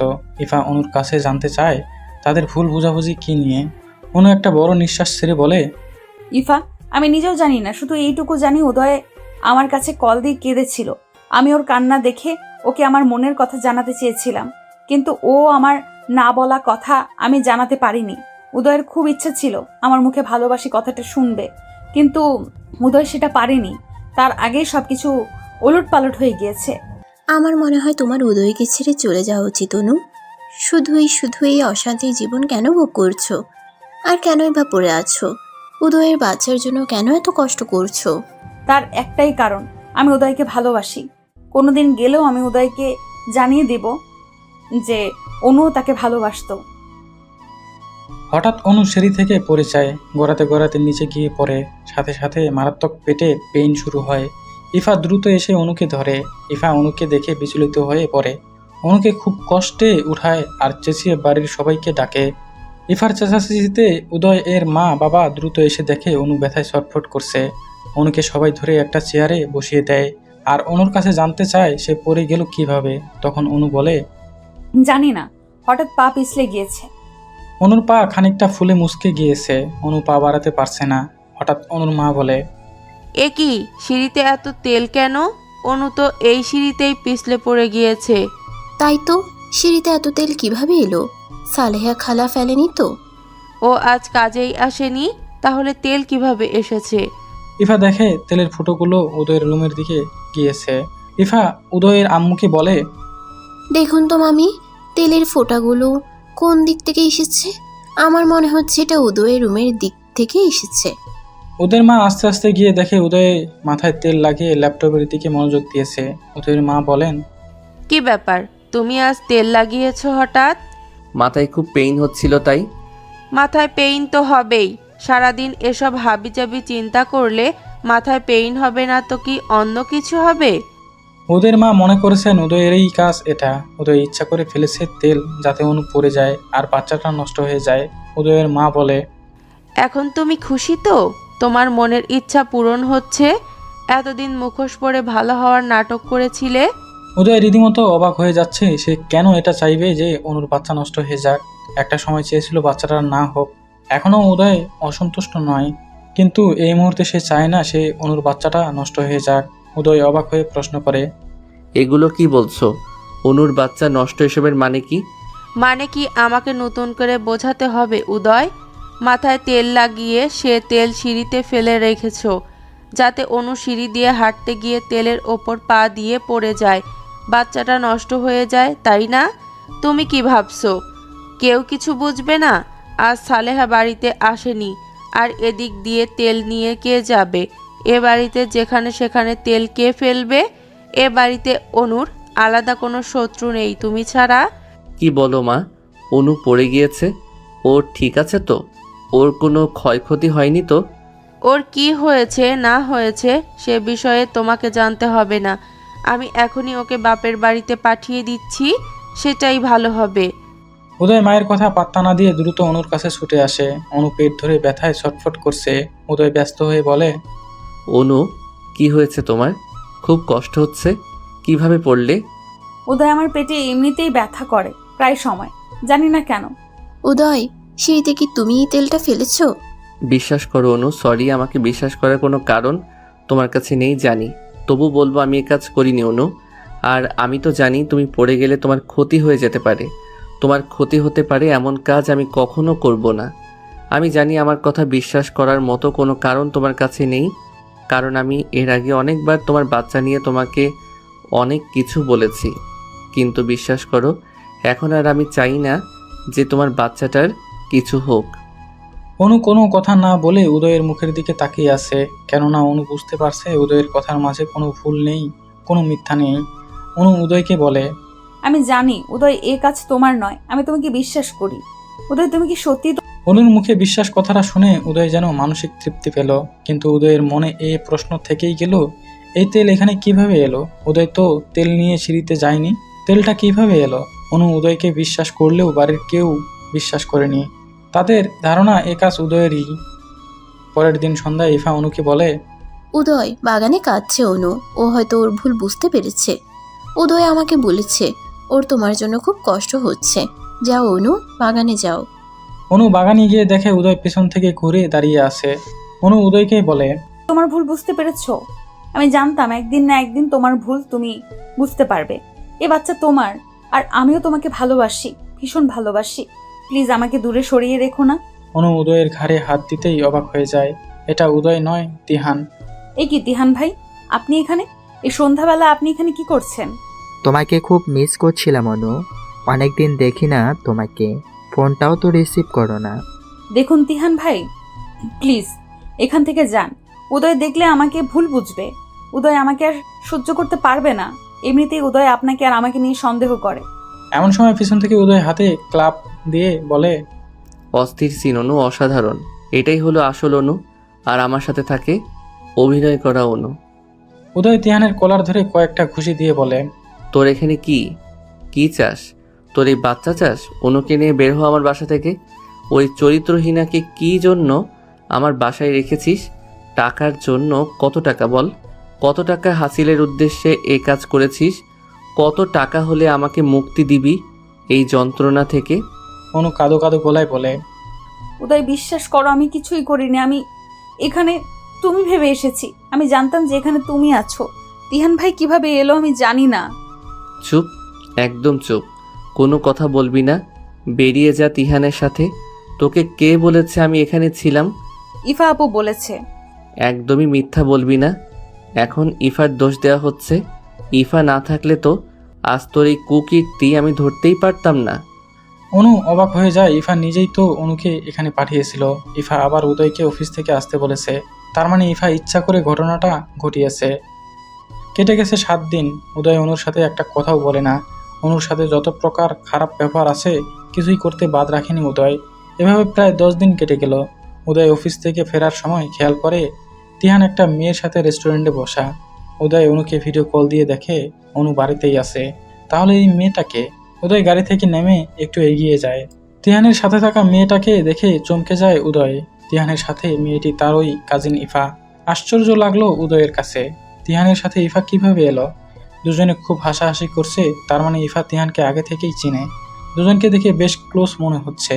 উদয় যেন মানসিকভাবে একটা ধাক্কা খেলো। তাহলে সেদিন যে ইফা বলল সে তিহানকে চিনে না, সেদিন ইফা কল দিয়ে উদয়কে বলেছিল, উদয় দ্রুত পাশে এসো। অনু একটা ছেলেকে বাগানে ফোন দিয়ে ডেকে এনেছে, আর ফিস করে কথা বলছে। হয়তো অনুর পরিচিত হবে। আরে না উদয়, পরিচিত হলে তো অনু আমাকে বলতোই। অনুর সাথে আমার এত ভালো রিলেশন, অনু তো আমাকে বলতো, তাই না? ও, তাহলে হয়তো অনুর কোনো প্রয়োজন, তাই কাউকে ডেকেছে। কারণ ছাড়া তো অনু ডাকেনি। উদয়, ব্যাপারটা তুমি নর্মালি নিচ্ছ? অনু ফোন করে ডেকে এনেছে ছেলেটাকে। Ifa, it's normal issue. Uday, আমার না ডাউট লাগতেছে, মনে হচ্ছে অন্য কোনো কিছু হবে। অনুর মেবি এক্স বয়ফ্রেন্ড। ইফা, অনুর কোনো বয়ফ্রেন্ড ছিল না কোনো দিন। আমার চোখের সামনে বড় হয়েছে। বয়ফ্রেন্ড থাকলে আমি জানতামই। তাছাড়া অনু ও টাইপের মেয়ে না। তাহলে অনুকে অত্যাচার করো কেন? যে অনুর বাচ্চা আমার না, অনু অপবিত্র। তুমি এগুলা বলো বলেই তো আমার মনে হলো ছেলেটা সে কিনা, তাই তোমাকে জানালাম। বাকিটা তোমার ব্যাপার, ভেবে দেখো। ছেলেটাকে দেখো তো, তুমি চিনো কিনা? না, আমি চিনি না, তবে একটা পিকচার তুলে পাঠিয়ে দিচ্ছি। উদয় হোয়াটসঅ্যাপে তিহানের পিকচার দেখে চমকে যায়। আর প্রেশেন্ট রেখে সাথে সাথে বাসায় চলে আসেন নিজ চোখে দেখার জন্য। কেবলই উদয়ের মন নরম হয়েছিল যে অতীতে যেটা হয়েছে হয়েছে, অনুর সাথে আর সে খারাপ ব্যবহার করবে না। কিন্তু অনুর আবারও বিশ্বাস রাখতে পারল না। উদয় বাড়িতে এসে অনুর ফোন চেক করে দেখে সত্যি তিহানকে ফোন দেওয়া হয়েছিল। যদিও অনু অনেকবার বলেছিল এই ফোন সে করেনি। আর তিহান কিভাবে এসেছে অনু সেটা জানেও না। উদয় অনুকে বিশ্বাস করেনি। কিন্তু আজ তিহান আর ইফাকে একসাথে দেখে অবাক হচ্ছে উদয়। ইফা তাহলে সেদিন মিথ্যা বলেছিল। উদয় গাড়িতে গিয়ে বসে কপালে হাত চালাতে লাগে। কোথাও কিছু একটা গোলমাল হচ্ছে। এমন সময় ওখান দিয়ে অনু যাচ্ছিল। অনুকে দেখে বেশ মন খারাপ লাগছে। উদয় অনুকে দেখে গাড়ি থেকে নেমে অনুর কাছে যায়। অনু উদয়ের থেকে বেশ কিছু দূরে এগিয়ে হঠাৎ অনুর পায়ে কিছু একটা বেঁধে অনু পড়ে যেতে যায়। সাথে সাথে তিহান গিয়ে অনুকে ধরার চেষ্টা করলে অনু নিজেকে সামলে নিয়ে বিরক্তি নিয়ে বলে, ডোন্ট টাচ মি ভাইয়া। অনু, তোমার শরীর ঠিক নেই, আমি হেল্প করছি। হেল্প? কিসের হেল্প? আজ অবধি একটা হেল্প করেছেন আমাকে? আমাকে যদি একটা হেল্পও করতেন তাহলে আজ আমাকে উদয়ের অবহেলা নিয়ে বেঁচে থাকতে হতো না। অনু, আমায় ভুল বুঝছো। লিসেন তিহান ভাই, এই পৃথিবীর মানুষ আমাকে বুঝিয়ে দিয়েছে রক্তের সম্পর্ক ছাড়া বাইরের মানুষ কখনো আপন হয় না। আপনাকে অন্ধের মতো বিশ্বাস করে ভুল করেছি আমি। দেখো অনু, তুমি চলো, বসবে। মাথা গরম করো না প্লিজ। আমি তোমার খারাপ চাই না অনু। 2 হাত জোর করছি, আমার আর ভালো করতে হবে না আপনাকে। আপনার এত উপকার আর সহ্য হচ্ছে না। আপনি কেন গিয়েছিলেন উদয়দের বাড়িতে? আমি কি ডেকেছিলাম আপনাকে? বলুন ডেকেছিলাম কিনা। আবার কি আশ্চর্যভাবে দেখে আমার নাম্বার থেকে আপনার নাম্বারে ফোন। কে দিয়েছিল ফোন আপনাকে? অনু, কোথায় একটা গন্ডগোল হচ্ছে। আমার নাম ধরে ডেকে আমাকে আর কোনো ভুলভাল বোঝানোর চেষ্টা করবেন না প্লিজ। উদয়ের সামনে কি নাটকটাই না করলেন, আর কি বাজেভাবে মিথ্যা বললেন আমি আপনাকে ডেকেছিলাম। অনু, আমি ভেবেছি কলটা তুমি দিয়েছিলে। একদমই মিথ্যা বলবেন না। আপনি যখন ওখানে পৌঁছে গিয়েছেন তার অনেক পরে আপনার নাম্বার ডায়াল করা। অনু, আমার মনে হয় কি উদয় এসব করছে। উদয় প্ল্যান করে এসব করছে যাতে তোমাকে ওর জীবন থেকে বাদ দিতে পারে। উদয় চায় না অনু তুমি ওর সাথে থাকো। আমি উদয়কে নিয়ে কোনো কথা শুনতে চাই না। উদয় কেমন আমাকে চেনাতে হবে না। আমি শিয়ার থেকে সবটা শুনেছি।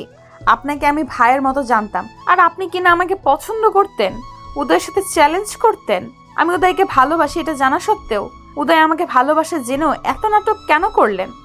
উদয় তোমাকে ভালোবাসলে উদয়ের বাচ্চা কেন স্বীকার করছে না? উদয় কেন তোমাকে ঘৃণা করে? পৃথিবীতে কোনো ছেলে আছে কাউকে ভালোবাসলে তার বাচ্চাকে অস্বীকার করে? সেটা আমারই দুর্ভাগ্য। অনু রাগান্বিত ভাবে তিহানের কাছ থেকে চলে যায়। সামনে অনুর মা বাবা দাঁড়িয়ে আছে। অনুর হয়তো কোনো কাজ আছে এখানে, তাই মা বাবার সাথেই এসেছে। উদয়ের হাত পা কাঁপছে অনু আর তিহানের কথা শুনে। আজ উদয় এটুকু শিওর তিহানের সাথে অনুর কোনো রিলেশন নেই। অনু যে তিহানকে ভালোবাসে না বা বাচ্চাটা ও তিহানের না, তাহলে কি বাচ্চাটা সত্যি উদয়ের? কিন্তু উদয়ের কিছুই মনে নেই। যাকে কখনো স্পর্শ করেনি তার সাথে কিভাবে কি হয়, উদয়ের মাথায় এটাই ঢুকছে না। বেশ অনেকগুলা দিন আগের কথা। উদয় আর অনুর তখন চোখে চোখে কথা হতো। অনু উদয়কে তখনও মুখ ফুটে বলেনি সে উদয়কে ভালোবাসে। উদয় তখন মনে করতো অনু দিন দিন তিহানের সাথে ঘনিষ্ঠ হয়ে যাচ্ছে। অনু উদয়কে বলেছিল, আমি একদিন তোমাকে ভালোবাসার সারপ্রাইজ দেব। উদয় সেই সারপ্রাইজের জন্য অপেক্ষা করতে করতে ক্লান্ত হয়ে গেলেও অনুর সেই সারপ্রাইজ আর পায়নি। যেদিন অনু সারপ্রাইজ দিতে চেয়েছিল, সারপ্রাইজ হিসাবে দেখেছিল তিহান আর অনুর ঘনিষ্ঠতা। বেশ কিছুক্ষণ ভাবতে ভাবতে উদয় দেখে একটা ছেলে বেলি ফুলের মালা বিক্রি করছে। উদয় একটা মালা নিয়ে ছেলেটির দাম বলার আগেই 1000 টাকা দিল। ছেলেটি বলে, ভাঙতি দেন। এটা তোমার, নিয়ে যাও। সামান্য একটা মালা আপনি এত টাকা দিয়ে কিনছেন কেন স্যার? এটা সামান্য না, তার হাসিটা অসামান্য। সে খুব পছন্দ করে এই মালা। এই মালা দেখলেই তার মুখে অন্যরকম একটা হাসি ফুটে ওঠে। এই মালাটা আপনার সেই তাকে দিবেন স্যার? তাহলে সে অনেক খুশি হবে। ওই যে ব্লু কালারের শাড়ি পরে দাঁড়িয়ে আছে, ওনাকে গিয়ে মালাটা দিয়ে এসো। ছেলেটি অনুর কাছে গিয়ে বলে, দিদি মালা নেবেন? দেখুন একদম তাজা ফুলের মালা। আমার মন মরে গিয়েছে। এই মালা এখন আর আমার হাতে শোভা পায় না। এই মালা আপনার হাতে শোভা পায় বলেই আপনার জন্য এনেছি। অনু ছেলেটির হাতে 100 টাকা দিয়ে বলে, এই নাও, আর আমার মালা লাগবে না। এটা রাখুন, প্রিয়জনের দেওয়া জিনিস ফিরিয়ে দিতে নেই। মালাটা দিয়ে ছেলেটি চলে যায়। অনু অবাক হয়ে তাকিয়ে থাকে ছেলেটির দিকে আর মনে মনে বলে, আমার যে কোনো প্রিয়জন নেই, সব কিছু হারিয়ে গিয়েছে জীবন থেকে। সে কোনো দিন একটি মালা দিয়ে আমায় বলবে না শুধুমাত্র তোমার খুশির জন্য এনেছি। সে কখনো ছোট ছোট খুশির কথা ভাববে না। অনুর বাবা মা বিদায় নিতেই অনু বাড়ির দিকে রওনা হতেই দেখে উদয় তার সামনে। উদয়কে দেখেই ফুলের মালাটা মাটিতে ফেলে দেয় অনু। উদয় অনুর মুখের দিকে তাকিয়ে দেখে হাজারো অভিযোগ আর অভিমানে ভরা অনুর মুখ। উদয় কিছু না বলে ফুলের মালাটা মাটি থেকে তুলে বলে, প্রিয় জিনিসগুলো এইভাবে অবহেলা করে ছুঁড়ে ফেললে তাদের বড্ড কষ্ট হয় অনু। ওর তো প্রাণ নেই উদয়, তাই কষ্ট বুঝবে না। যার প্রাণ আছে সে বুঝে এই অবহেলার কষ্ট। প্রাণ নেই তাই ওরা বলতে পারে না। ঠিক আমার মতো প্রাণ থাকতেও কষ্টের কথা বলতে পারি না। অনু উদয়ের দিকে তাকিয়ে বলে, অবাক লাগলো কথাগুলো শুনতে। বলেই সামনে হাঁটা দিল। উদয় অনুর হাত ধরে বলে, চলো গাড়িতে বসবে, একসাথে বাড়িতে যাব। সরি মিস্টার উদয়, আমি চাই না আমার মতো নিকৃষ্ট কাউকে আপনার পাশে বসিয়ে অস্বস্তিতে পড়েন। আমি আপনার আর বিরক্তের কারণ হতে চাই না। প্লিজ অনু, এই খারাপ মানুষটার সাথে না হয় আজকে চলো। খারাপ তো তুমি না উদয়, তুমি তো পবিত্র, আর অপবিত্র আমি। তোমার পায়ে ধরছি, প্লিজ অনু। উদয়ের চোখ লাল হয়ে গিয়েছে। উদয়ের চোখের পানি আটকানোর চেষ্টা করছে, কিন্তু অনুর চোখে স্পষ্ট উদয়ের চোখে পানি। অনু বুঝতে পেরে উদয়কে বলে, তোমার চোখে কিছু গিয়েছে দেখো। বলেই একটা রিক্সা ডেকে চলে যায়। উদয় অসহায় দৃষ্টি নিয়ে তাকিয়ে থাকে অনুর রিক্সার দিকে। প্রচণ্ড নেশা করে গায়ের কোট খুলে হাতে করে বাসায় ফিরেছে উদয়, গলার টাইটা ঢিলে ঢালা। একজন পেশাদারি মাতালের মতো বাসায় ফিরেছে উদয়। বাড়িতে ঢুকতেই বারান্দার সাইডে রাখা বড় মাটির ফুলদানিটা আছাড় মেরে ভেঙে ফেলল। চিৎকার চেঁচামেচি করে অনু অনু করে ডাকছে। অনু দোতলা থেকে দেখছে উদয়ের এই ভয়ানক কাণ্ড। উদয় সামনে যা পাচ্ছে তাই ভেঙে চুরে গুড়িয়ে দিচ্ছে। অনু, এই মুহূর্তে আমার সামনে না এলে আমি সব লণ্ডভণ্ড করে ফেলবো। এমন কিছু করব অনু, কল্পনা করতে পারবে না তুমি। এই মুহূর্তে আমি তোমাকে চাই, মানে চাই। সালেহা খালা অনুর হাত ধরে রেখেছে আর বলছে, আল্লাহর দোয়াই লাগে অনুমা, তুমি যেও না। খালা, উদয় আমাকে আজ আবার মারধর করবে। ও নেশা করলে প্রচুর মারে। এখন আমার এই অবস্থায় যদি আমার গায়ে হাত তোলে, আমার বাচ্চার ক্ষতি হয়ে যাবে খালা। আমি আর এগুলো মেনে নিব না। উদয়কে আর আমি প্রমাণ দিতে যাব না যে এই বাচ্চা তার। একটা মানুষের বোঝাবো উচিত, অন্যের বাচ্চার জন্য কেউ মার খেয়ে পড়ে থাকে না। আমি ক্লান্ত খালা, আমি এখান থেকে চলে যাব। তবে আজই আমার শেষ মার খাওয়া উদয়ের হাতে। একদম চিন্তা করো না মা, তুমি কোনো একটা ঘরে লুকিয়ে থাকো, ভেতর থেকে একদম দরজা লাগিয়ে দেবে, উদয় বাবা যেন কিছুতেই খুঁজে না পায়। খালা, ও নিচতলার সবগুলো রুম রান্নাঘর খুঁজছে, দেখছো না কি করছে?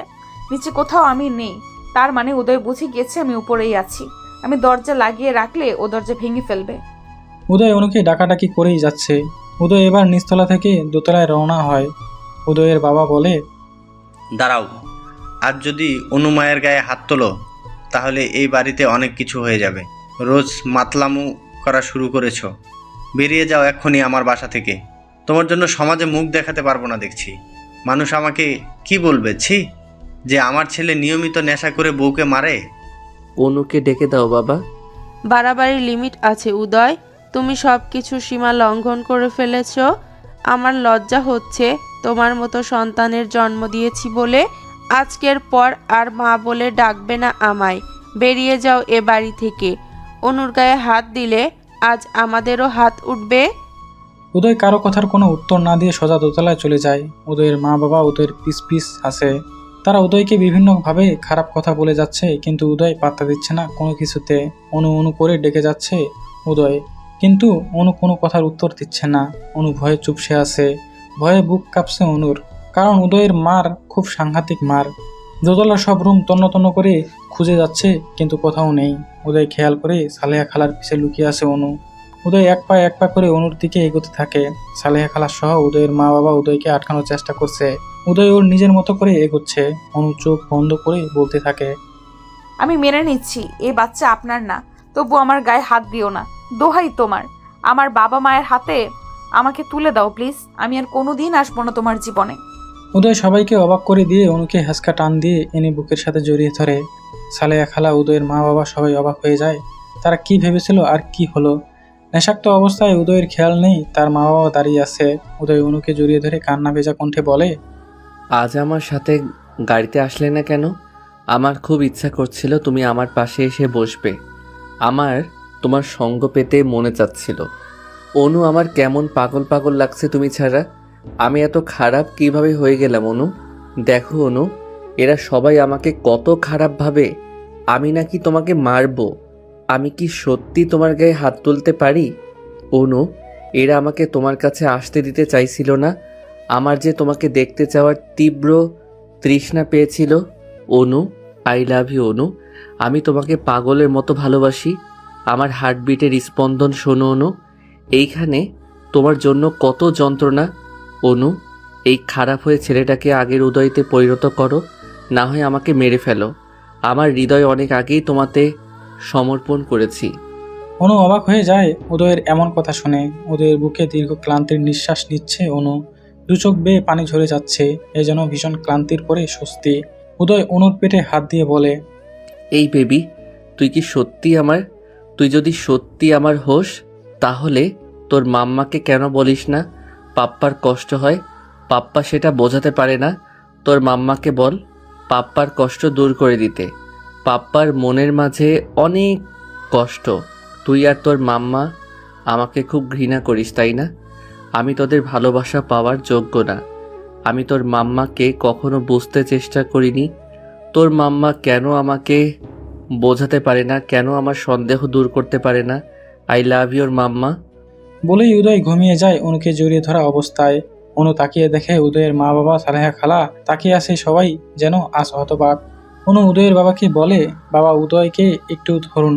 উদয়ের বাবা উদয়কে রুমে শুইয়ে দিল। কেউ কিছু না বলে যে যার জায়গা চলে গেল। অনু উদয়ের কপালে হাত দিয়ে উদয়ের পাশেই বসে আছে। এমন সময় ইফা অনুর রুমে প্রবেশ করে। ইফা যেন খুব ব্যস্ত হয়ে পড়েছে উদয়কে দেখে। ইফা অনুকে বলে, কি হয়েছে উদয়ের? ও তো এত সকালে ঘুমোয় না। উদয়ের চোখে মুখে ইফা হাত দিয়ে দেখতে গেলে অনু ইফার হাতটা এক ঝাটকা মেরে সরিয়ে দেয়। ইফা অবাক হয়ে তাকিয়ে থাকে। অনু বলে, কারো রুমে প্রবেশ করলে তার অনুমতি নিতে হয়, এটুকু ভদ্রতা কি তোমার নেই? বিশেষ করে আমরা হাজব্যান্ড ওয়াইফ আছি, সেখানে না বলে অসভ্যের মতো প্রবেশ করলে? প্রাইভেসি প্লেসে এইভাবে কেউ আসে? অনু, এভাবে কথা বলছো কেন? আমার যেটা ঠিক মনে হয়েছে সেটাই বলেছি। আর একটা কথা, ইফা অনু কখনোই ভেজা বিড়াল ছিলই না, প্রতিবাদী মেয়ে ছিল। মাঝখানে আমার জীবনে ঘটে যাওয়া অপ্রত্যাশিত কিছু ঘটনা আমাকে নিশ্চুপ জগতে নিয়ে গেছিল, কিন্তু আমার সন্তান আমাকে আবার মনে করিয়ে দিয়েছে তার মা কোনো ভুল করেনি, তাই কারো অন্যায় আবদারে আর চুপ করে থাকবে না। অনু, তুমি কি আমার উপরে রাগ করেছো? দেখো ইফা, তুমি আমার কাছে খুব বেশি ইম্পর্টেন্ট কেউ না যে তাই তোমার উপর রাগ করতে হবে। মানুষ যাকে ভালোবাসে তার উপর রাগ দেখায়, যেমন উদয় আমাকে ভালোবাসে তাই রাগ দেখায়। আমার বেবি আমাকে বুঝিয়েছে ওদের পাপ্পা ওদের মাম্মাকে প্রচণ্ড ভালোবাসে বলেই এই রাগ। উদয় তোমাকে ভালোবাসে অনু? হ্যাঁ, ভালোবাসে, সেটা উদয় আজ নিজ মুখে বলেছে। তুমি এখন আসতে পারো ইফা, তোমার এখানে থাকাটা আমি পছন্দ করছি না। কিন্তু কেন অনু? আমি থাকতে আমার স্বামীর গায়ে হাত দিয়ে দেখার তুমি কে? আমার সামনে তুমি ওকে স্পর্শ করার সাহস কিভাবে পাও? তুমি কিন্তু আমায় অপমান করছো অনু। আমি কিন্তু এতদিন তোমার পাশে থেকে সাপোর্ট করেছি। তুমি আমাকে কতটা সাপোর্ট করেছো সেটা আলাদা করে না বললেও হবে। তিহানকে আমার ফোন থেকে ফোন দিয়ে আবার উদয়কে ডেকে এনে উদয়ের সামনে আমাকে খারাপ প্রমাণিত করে কি লাভটা হয়েছে তোমার শুনি? উদয় আমাকে ভুল বুঝছে, কষ্ট দিয়েছে, এটাই তো চেয়েছিলে। কিন্তু সত্য দিনের আলোর মতো ইফা, একদিন তা প্রমাণিত হয়ই। এমন সময় উদয় অনু অনু করে ডাকতে থাকে। অনু ইফার দিকে তাকিয়ে বলে, প্লিজ গো ইফা, আমাদের একটু আলাদা টাইমের প্রয়োজন। ইফা রাগ আর অপমানে বাইরে বেরিয়ে আসে। অনু আসলে জানে না যে ইফা উদয়কে ভালোবাসে। এই বিষয়টা উদয় জানলেও কখনো সিরিয়াসলি নেয়নি। উদয় চোখ পিট পিট করে তাকিয়ে নেশা নেশা কণ্ঠে অনুর হাত টেনে ধরে উদয়ের পাশে শুইয়ে দেয়। উদয় অনুর চোখে মুখে বেশ কতগুলো চুমু দিতে থাকে। উদয় অনুকে বুকের সাথে নিয়ে সারা রাত নেশার ঘরে প্রলাপ বকতে বকতে ঘুমিয়ে যায়। আর অনু উদয়ের বলা আর করা সব কাজগুলো ফোনে ভিডিও করে রাখে। অনুকে বুকের সাথে জড়িয়ে গায়ের সাথে লেপটে নিয়ে শুয়ে আছে উদয়। উদয়ের লম্বা চুলগুলো উদয়ের চোখে মুখে পড়ে আছে। একদিন যে ছেলেটা খুব বেশি গোছানো ছিল, সে আজ এতটা গোছালো। সেদিন উদয় ভুল বুঝে অনেক বাজে ব্যবহার করেছিল, যার জন্য অনুর মনে প্রচণ্ড অভিমান দানা বেঁধেছে। অনু মনে মনে ঠিক করে নিয়েছে সে উদয়ের থেকে আলাদা থাকবে কিছুদিন। খুব ভোরে ব্যাগপত্র গুছিয়ে অনু বাড়ি ছেড়ে চলে যাওয়ার সিদ্ধান্ত নেয়। উদয়ের মা বাবা, সালেহা খালা সবাই আটকানোর চেষ্টা করলেও অনু কারো কথাই শোনে না। সে আর উদয়ের সাথে থাকবে না। যদিও উদয়ের মা বাবার খুব বেশি জোর নেই এই মুহূর্তে অনুকে আটকানোর, তা উদয় একবার বলেছে। সালেহা খালা উদয়কে এসে ডাকে, উদয় বাবা, অনুমা বাড়ি ছেড়ে চলে গেছে। উদয়ের কানে কথাটা যেতেই ঘুম চোখ থেকে পালিয়ে গেল। উদয় চট করে বাইরে এসে দেখে অনুর হাতে ব্যাগ। মোটামুটি অনু রেডি বাইরে যাওয়ার জন্য। উদয় অনুর সামনে মাথা নিচু করে বলে, অনু, কোথায় চলে যাচ্ছ? এই নরক থেকে মুক্তি নিচ্ছি। বেবিটা ডেলিভারি হলেই ডিভোর্স পেপারটা পেয়ে যাবেন ডাক্তার উদয় চৌধুরী। ডিভোর্স কথাটা শোনার জন্য উদয় এই মুহূর্তে প্রস্তুত ছিল না মোটেও। উদয়ের বুকের পাঁজরে এক অস্থিরতা শুরু হলো, বুকে চিনচিন ব্যথাও শুরু হলো। উদয় অনুকে আটকাবে, বাট কি বলে আটকাবে সেই অধিকারটাও এতদিনে হারিয়ে ফেলেছে উদয়। কি বা বলবে, কোন অধিকারে বলবে অনু থেকে যাও? শুধুমাত্র অনু বলে এতদিন থেকেছে। অন্য কেউ হলে থাকতো না। উদয় নরম কণ্ঠে বলে, কোথায় যাবে অনু? এখানে থেকে মার খেয়েছি বলে এটা ভাবার কারণ নেই যে আমার কোথাও যাবার জায়গা নেই। আমার বাবা মা কি মারা গিয়েছে উদয়, নাকি আমার ভাত কাপড় তারা দিতে পারবে না? আমার বাবা মাকে আমি কখনো বলিনি তোমার এই বাজে ব্যবহারগুলো, বললে ওনারা কষ্ট পাবেন, তাই বলিনি। তোমার কোথাও যাওয়া হবে না অনু। তোমার সাথে আমার এমন কোনো রিলেশন নেই যার জন্য এখানে থাকতে হবে। রোজ নেশা করে যে নিজের স্ত্রীর সাথে অসভ্য আচরণ করে তার সাথে থাকা সম্ভব নয়। আর কিসের স্ত্রী? আমি তো চরিত্রহীনা। আমাকে তো স্ত্রী বলে মেনেই নাওনি। আমি নাকি টাকার জন্য বিয়ে করেছি বলেই। 20 লাখ টাকা উদয়ের মুখের উপর ছুঁড়ে ফেলে দিল অনু। এই নাও টাকা। মেয়েরা ডিভোর্স চায় টাকার জন্য, আর আমি তোমাকে টাকা দিয়ে গেলাম। আমি প্রমাণ করে দিলাম সব মেয়ের টাকার জন্য বিয়ে করে না, কিছু মেয়ে ভালোবাসারও পাগল হয়। অনু শোনো। ব্যাস উদয়, অনেক শুনেছি আমি, আর নয়। আমার যদি টাকারই লোভ হতো তাহলে তিহানকে আমি বিয়ে করতে পারতাম। তিহানের কি তোমার থেকে টাকা পয়সা কিছু কম আছে? দুঃখিত, তোমাকে আমি ছোট করার জন্য কথাটা বলিনি। আমাকে কি কখনো কোনো টাকাওয়ালা ছেলে প্রপোজ করেনি? উদয় যে টাকার জন্য তোমাকে বিয়ে করতে হবে, শুধুমাত্র ভালোবাসার জন্য এসেছিলাম তোমার কাছে। একটা মেয়ে হয়ে নির্লজ্জের মতো তোমার বাবাকে বলতে হয়েছে যে তার ছেলের সন্তান আমার পেটে। কতটা অসহায় ছিলাম আমি সেদিন ভাবতে পারো? এক টানা 2 মাস আমি তোমার সাথে যোগাযোগ করতে পারিনি। আমি পাগলের মতো হয়ে গেছিলাম। একটা কুমারী মেয়ে, আমি সমাজে আমাকে কি উপাধি দিত উদয়? আমাকে সবাই চরিত্রহীনা বলতো। আমি পারিনি সেদিন আমার ভালোবাসার চিহ্নকে মুছে ফেলতে। শুধুমাত্র তোমার অংশ আমার গর্ভে ধারণ করেছি বলে তোমার কাছ থেকেই বারবার চরিত্রহীনা কথাটা শুনেছি। দিনের পর দিন কি মানসিক যন্ত্রণা আমি সহ্য করেছি সেটা আমি ছাড়া কেউ জানে না। আমি তো চাইলেই পারতাম এই বাচ্চাটাকে মেরে ফেলতে, কিন্তু আমি পারিনি তোমার ভালোবাসার চিহ্নকে খুন করতে। আর এই একটা মাত্র অপরাধে আমি আজ চরিত্রহীনা। এই কাহিনী অনেক হয়েছে, আর নয়। Bye for ever. দেখা হবে বাচ্চা সহ কোর্টে। অনু যা খুশি বলো, কার বাচ্চা কি এগুলো নিয়ে আমি আর ভাবতে চাই না, বাট আমাকে ছেড়ে যেও না। একটা নেশাখোর অসভ্য মাতালের সাথে একদিনও না। অনু আমি নেশা করেছি, কিন্তু অসভ্য নই। তুমি অনেক বড় অসভ্য। আমার সাথে খুব বেশি অসভ্যতা করেছো। আমি কোনো অসভ্যতা করিনি। উদয় অপরাধীদের মতো অনুর সামনে 2 হাত জোর করে বলে, আমি কি কি অন্যায় করেছি তার জন্য আলাদা আলাদাভাবে ক্ষমা চাওয়া সম্ভব নয়। আগামী কয়েক জনম ধরে ক্ষমা চাইলে শোধ হবে না। শুধু বলবো, ক্ষমা করো আমায় অনু। তুমি তো আমার পরিণীতা। তুমি ক্ষমা না করলে আমার যে এই জীবনে আর মানসিক শান্তি আসবে না। অনু উদয়কে জিজ্ঞেস করলো, কাল রাতে কি করেছো ভেবে দেখো। কি করেছি? কাল তুমি নেশাক্ত অবস্থায় আমার সাথে অসভ্যতামি করেছো। অনু চলে যাবে তাই বলে এত বড় অপবাদ দিয়ে যাবে? অনু উদয়ের হাত ধরে টানতে টানতে নিজের রুমে নিয়ে যায়। দরজা লাগিয়ে ফোনের ভিডিওটা বের করে দেখায়। উদয় অবাক হয়ে যায় দেখে। উদয় নেশাক্ত অবস্থায় অনুকে পাগলের মতো চুম্বন করছিল। অনুর সাথে অনেক বেশি ঘনিষ্ঠ হওয়ার চেষ্টা করে। নেশাক্ত অবস্থায় অনুকে বলেছিল, আমাকে ছেড়ে না যেও। আরও বেশ কিছু অন্তরঙ্গ মুহূর্ত থাকে। উদয় অনুর হাত থেকে ফোনটা নিয়ে ভিডিওটা আরও কয়েকবার দেখে। উদয় আশ্চর্য হয়ে যায় নিজের কাজ নিজেই দেখে। অনু আমার কিচ্ছু মনে নেই, কিচ্ছু মনে নেই। এগুলো আমার অজান্তে কখন কিভাবে হয়েছে আমার কিছুই মনেই নেই। বিলিভ মি অনু, আমার কিছুই খেয়াল নেই। আমি এমন ছেলে না অনু। তুমি তো জানো আমি কেমন। তুমিও তো জানতে আমি কেমন। কখনো কি বিলিভ করেছো আমায়? অনু নেশার ঘরে কিছুই মনে নেই আমার। তার জন্য দায়ী কে উদয়? আমি নাকি অন্য কেউ? তুমি নেশা করবে সেই অবস্থায় যে কাজগুলো করবে তার দায়ভার তুমি নিবে না? বাহ, খুব ভালো। আজ আমি চলে যাচ্ছি। যেদিন মনে পড়বে যে সে রাতের কথা সেদিন ফিরে আসবো, তার আগে নয়। উদয় চেয়েও পারেনি অনুকে আটকাতে। অনু সিঁড়ি দিয়ে নামছিল, এমন সময় উদয়ের কাজিন, বছর 5 বয়স হবে, অনুর হাত ধরে বলল, ভাবি আসো, আজ আবার পড়ে যাওয়া গেমটা খেলি। তোমার মন খারাপ দেখা যাচ্ছে। তোমার মন খারাপ হলে যে গেমটা খেললে মন ভালো হয়ে যায়, সেটা আজও খেলবো। তুমি রাগ করে বাপের বাড়ি চলে যাচ্ছ? দাঁড়াও, আমি তোমার মন ভালো করে দিচ্ছি। উদয় দাঁড়িয়ে দেখছে। এমন সময় পুস্কিটা একটা তেলের বোতল এনে সিঁড়িতে ছড়িয়ে দিয়ে বলে, এখন এর উপর দিয়ে হাঁটো। অনু অবাক হয়ে যায় পুস্কিটার কথা শুনে। অনু বলে, এগুলো কি করছো পুচু সোনা? ভাবি, এটাই তো তোমার পছন্দের খেলা। কে বলেছে? ইফাফু বলেছে আমাকে। আগের দিন তো এভাবেই তোমার মন ভালো করে দিলাম, আর তুমি পড়ে গেলে। অনু আর উদয় দুজনেই অবাক হয়ে যায়। তার মানে সেদিন সব ইফাই করেছিল। ইফা অনুর করা অপমানের জন্য বাড়ি ছেড়ে চলে গিয়েছে। এদিকে ইফা অনুকে বুঝিয়েছিল তেলটা উদয়ই ফেলেছে। অনুর তখন ইফাকে নিয়ে ভাবার টাইম ছিল না।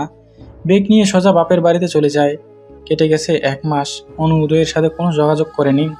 উদয় চেয়েও পারেনি। অনুর মা বাবা সবটা শুনে তারাও চায় না তাদের মেয়ে আর উদয়ের সাথে থাকুক। অনুর মা বাবা উদয়ের বাড়িতে বলেই দিয়েছে উদয় যেন আর যোগাযোগের চেষ্টা না করে। 6 মাসের গর্ভবতী অনু উদয়ের সাথে 2 মাসে কোনো যোগাযোগ করেনি। কতদিন হয়ে গিয়েছে অনু উদয়ের দেখা হয় না, কথা হয় না। উদয় আজ 100 বারের বেশি কল দিয়েছে, অনু ধরেনি। অনু চায় উদয়ের সব মনে পড়ুক, তবেই সে ফিরে যাবে। হালকা হালকা শীত পড়েছে, ফ্যানের বাতাসে বেশ ঠান্ডা লাগছে। অনু ফ্যানটা বন্ধ করে আলমারি খুলে বাইরের কিছু শাড়ি তুলে রাখতে যেতেই কাপড়ের ভাঁজ ভেঙে বেশ কতগুলো শাড়ি নিচে পড়ে গেল। শাড়িগুলোর মাঝে বেশ কয়েকটা শাড়ি উদয়ের। উদয় বিয়ের আগে সালেহা খালাকে দিয়ে পাঠাতো। শাড়িগুলো তুলে বিছানায় নিয়ে অনু হাত বুলাচ্ছে। এই শাড়িগুলোর সাথেই জড়িয়ে আছে তার কত স্মৃতি। এমন সময় অনুর মা রুমে প্রবেশ করে বলে, যে মানুষটার শাড়িকে এতটা যত্ন করিস, মানুষটাকে কেন ফিরিয়ে দিচ্ছিস মা? একটা কথা বলি মা অনু, আমার কি মনে হয় জানিস, উদয় নিজে খুব অনুতপ্ত। কাল দেখলাম অনেক শুকিয়ে গেছে ছেলেটা। আমার হাত ধরে খুব কাঁদছিল। একটা ছেলে তো সহজে কাঁদে না। উদয়ের সমস্যাটা আমি বুঝতে পারছি। একদিকে তোকে ভীষণ ভালোবাসে, অন্যদিকে তোর পেটে অন্যের বাচ্চা ভেবে অস্বস্তিতে আছে। তোর থেকে উদয়ের যন্ত্রণাটা বেশি। একটা কথা তো আর অস্বীকার করা যায় না মা, উদয় সারাটা জীবন তোকে পাওয়ার জন্য একটা জনম কাটিয়ে দিয়েছে। সেই উদয় তোকে অবিশ্বাস করছে, নিশ্চয়ই এমন কিছু হয়েছিল যেটা উদয়কে অনেক কষ্ট দিয়েছে। তোর খুঁজে বের করা উচিত এমন কি হয়েছিল, কি জন্য ও তোকে সন্দেহ করে। মাও তিহানকে নিয়ে সন্দেহ করে। একটা ছেলে কি আর একেবারে খালি খালি সন্দেহ করে অনু? যেহেতু বারবার তিহানের নাম বলছে, নিশ্চয় তিহান উদয়কে এমন কিছু বলেছে বা করেছে যার জন্য উদয় ভুল বুঝতে বাধ্য হয়েছিল। এতদিনে তোর খুঁজে বের করা উচিত ছিল তিহান আসলে কি করেছে। মা, আমি আর উদয়ের ব্যাপারে সবটা তিহান ভাইয়াকে বলতাম। আমাকে উনি সবসময় সাহায্য করেছে, সাপোর্ট করেছে। তিহান ভাইয়া আমাকে যেভাবে বুঝাইছে তাই বুঝছি। আমি শিয়ার থেকে সবটা জেনেছি। তিহানকে বিশ্বাস করাটা আমার ভুল হয়েছে। উদয়ের কি উচিত ছিল না একটা বার আমাকে বিশ্বাস করা? ও আমাকে এতটাই ভালোবাসতো যদি, তাহলে অন্তত একটা বার উচিত ছিল আমাকে সবটা খুলে বলা। মা অনু, তোর জীবন তুই ভেবে দেখ আরেকবার। আমরা তোকে কোনো কিছু নিয়ে জোর করব না। এমন সময় শিয়া ফোন দেয় অনুকে। অনু ফোন রিসিভ করতেই শিয়া বলে, উদয় অ্যাক্সিডেন্ট করেছে। অনু একটা দীর্ঘশ্বাস ছেড়ে বলে, তুই একটু দেখে এসে আমাকে বলবি প্লিজ, উদয় কেমন আছে? কেন, তুই যাবি না অনু? না, যাব না। কেন অনু? যে সম্পর্ক শেষ হয়ে গিয়েছে সেখানে গিয়ে লাভ কি? তোর কি খারাপ লাগছে না অনু? আমার ভালো খারাপের কারোর কিছু যায় আসেনি কখনো। একটা অনুরোধ, প্লিজ আমাকে জানা উদয় কেমন আছে। সিরিয়াস কিছু হয়নি তো? আমি হসপিটালে এসেছি অনু। আজ তোকে অনেক ইম্পর্টেন্ট একটা কথা বলতে চাই, যেটা শুনলে তুই আশ্চর্য হয়ে যাবে। কি কথা? তুই সেদিন তিহানের কাছে একটা চিঠি দিয়েছিলি যে তুই উদয়কে ভালোবাসিস, উদয়ের জন্য পোর পার্কে অপেক্ষা করবে। কিন্তু তিহান তোকে দিয়ে তিহানের প্রেমিকাকে দেওয়ার জন্য চিঠি লিখিয়েছিল, সেটাই তিহান উদয়কে দিয়ে বলেছিল যে তুই চিঠিটা তিহানকে দিয়েছিস। সেই বৃষ্টির রাতে তুই তিহানের কাছে চিঠি দিতে গিয়েছিলি উদয়ের জন্য, আর তিহান সেটির অপব্যবহার করেছে। তোর ড্রেসের মতো হুবহু সেম ড্রেস বানিয়ে তিহান ওর গফকে দিয়েছিল, আর মেয়েটার সাথে বাজে রিলেশন করেছে। তারই ভিডিও উদয়কে দেখিয়েছে, আর এমনভাবে এডিট করেছে ওই মেয়েটার ফেস তোর ফেস লাগিয়ে দিয়েছে। তিহান এতটাই খারাপ যে তোকে পাওয়ার জন্য অন্য একটা মেয়েকে ইউজ করেছে। উদয় দেখে সেদিন থেকে নেশা করা শুরু করেছে। উদয় নিজের প্রাণের থেকে তোকে বেশি ভালোবাসত অনু। প্রাণের থেকে প্রিয় মানুষটার এমন বাজে ভিডিও দেখলে কার ভালো লাগে? এমনকি তিহান প্রায় এমন ভিডিও দেখাতো উদয়কে, যেটা দেখে উদয় বিশ্বাস করতে বাধ্য হয়েছিল অনু। এবার ভেবে দেখ উদয় কতটা কষ্ট পেয়েছিল তোকে না পাওয়ার যন্ত্রণায়। তিহান যখন বারবার উদয়কে বলতো অনু তার, অনুর সব কিছু দিয়েই তিহানকে ভালোবাসে, উদয়ের মনের ক্ষতটা দেখ অনু। উদয় যে বেঁচে আছে সেটাই অনেক বড় ব্যাপার। উদয়ের অবস্থা ভালো না অনু, পারলে একবার দেখতে আয় প্লিজ। অনু ফোনটা কেটে অনুর মা বাবাকে সাথে নিয়ে হসপিটালে গেল। উদয়ের কেবিনে ইফাও উপস্থিত। উদয়ের অ্যাক্সিডেন্ট শুনে ইফা এসেছে। কেবিনের বাইরে সবাই বসে আছে। ডাক্তার একজন একজন করে অ্যালাউ করেছে দেখা করার জন্য। অনু গিয়ে দেখে যে ইফা ভেতরে উদয়ের মাথার পাশে টুল নিয়ে বসে আছে। ইফা উদয়ের কাছে জানতে চাইলো এভাবে অ্যাক্সিডেন্টটা কিভাবে হলো। উদয় উত্তর দিল, ইচ্ছাকৃতভাবেই হলো। ইচ্ছাকৃতভাবে মানে? আমি নিজেকে শাস্তি দিতেই এমনভাবে বেখেয়ালভাবে রাস্তা ক্রস করছিলাম যাতে আমার অ্যাক্সিডেন্ট হয়। যদি বড় কিছু হয়ে যেত? বড় কিছু হতেই এমন করেছি। আমি বেঁচে থাকতে চাইনি, তাই।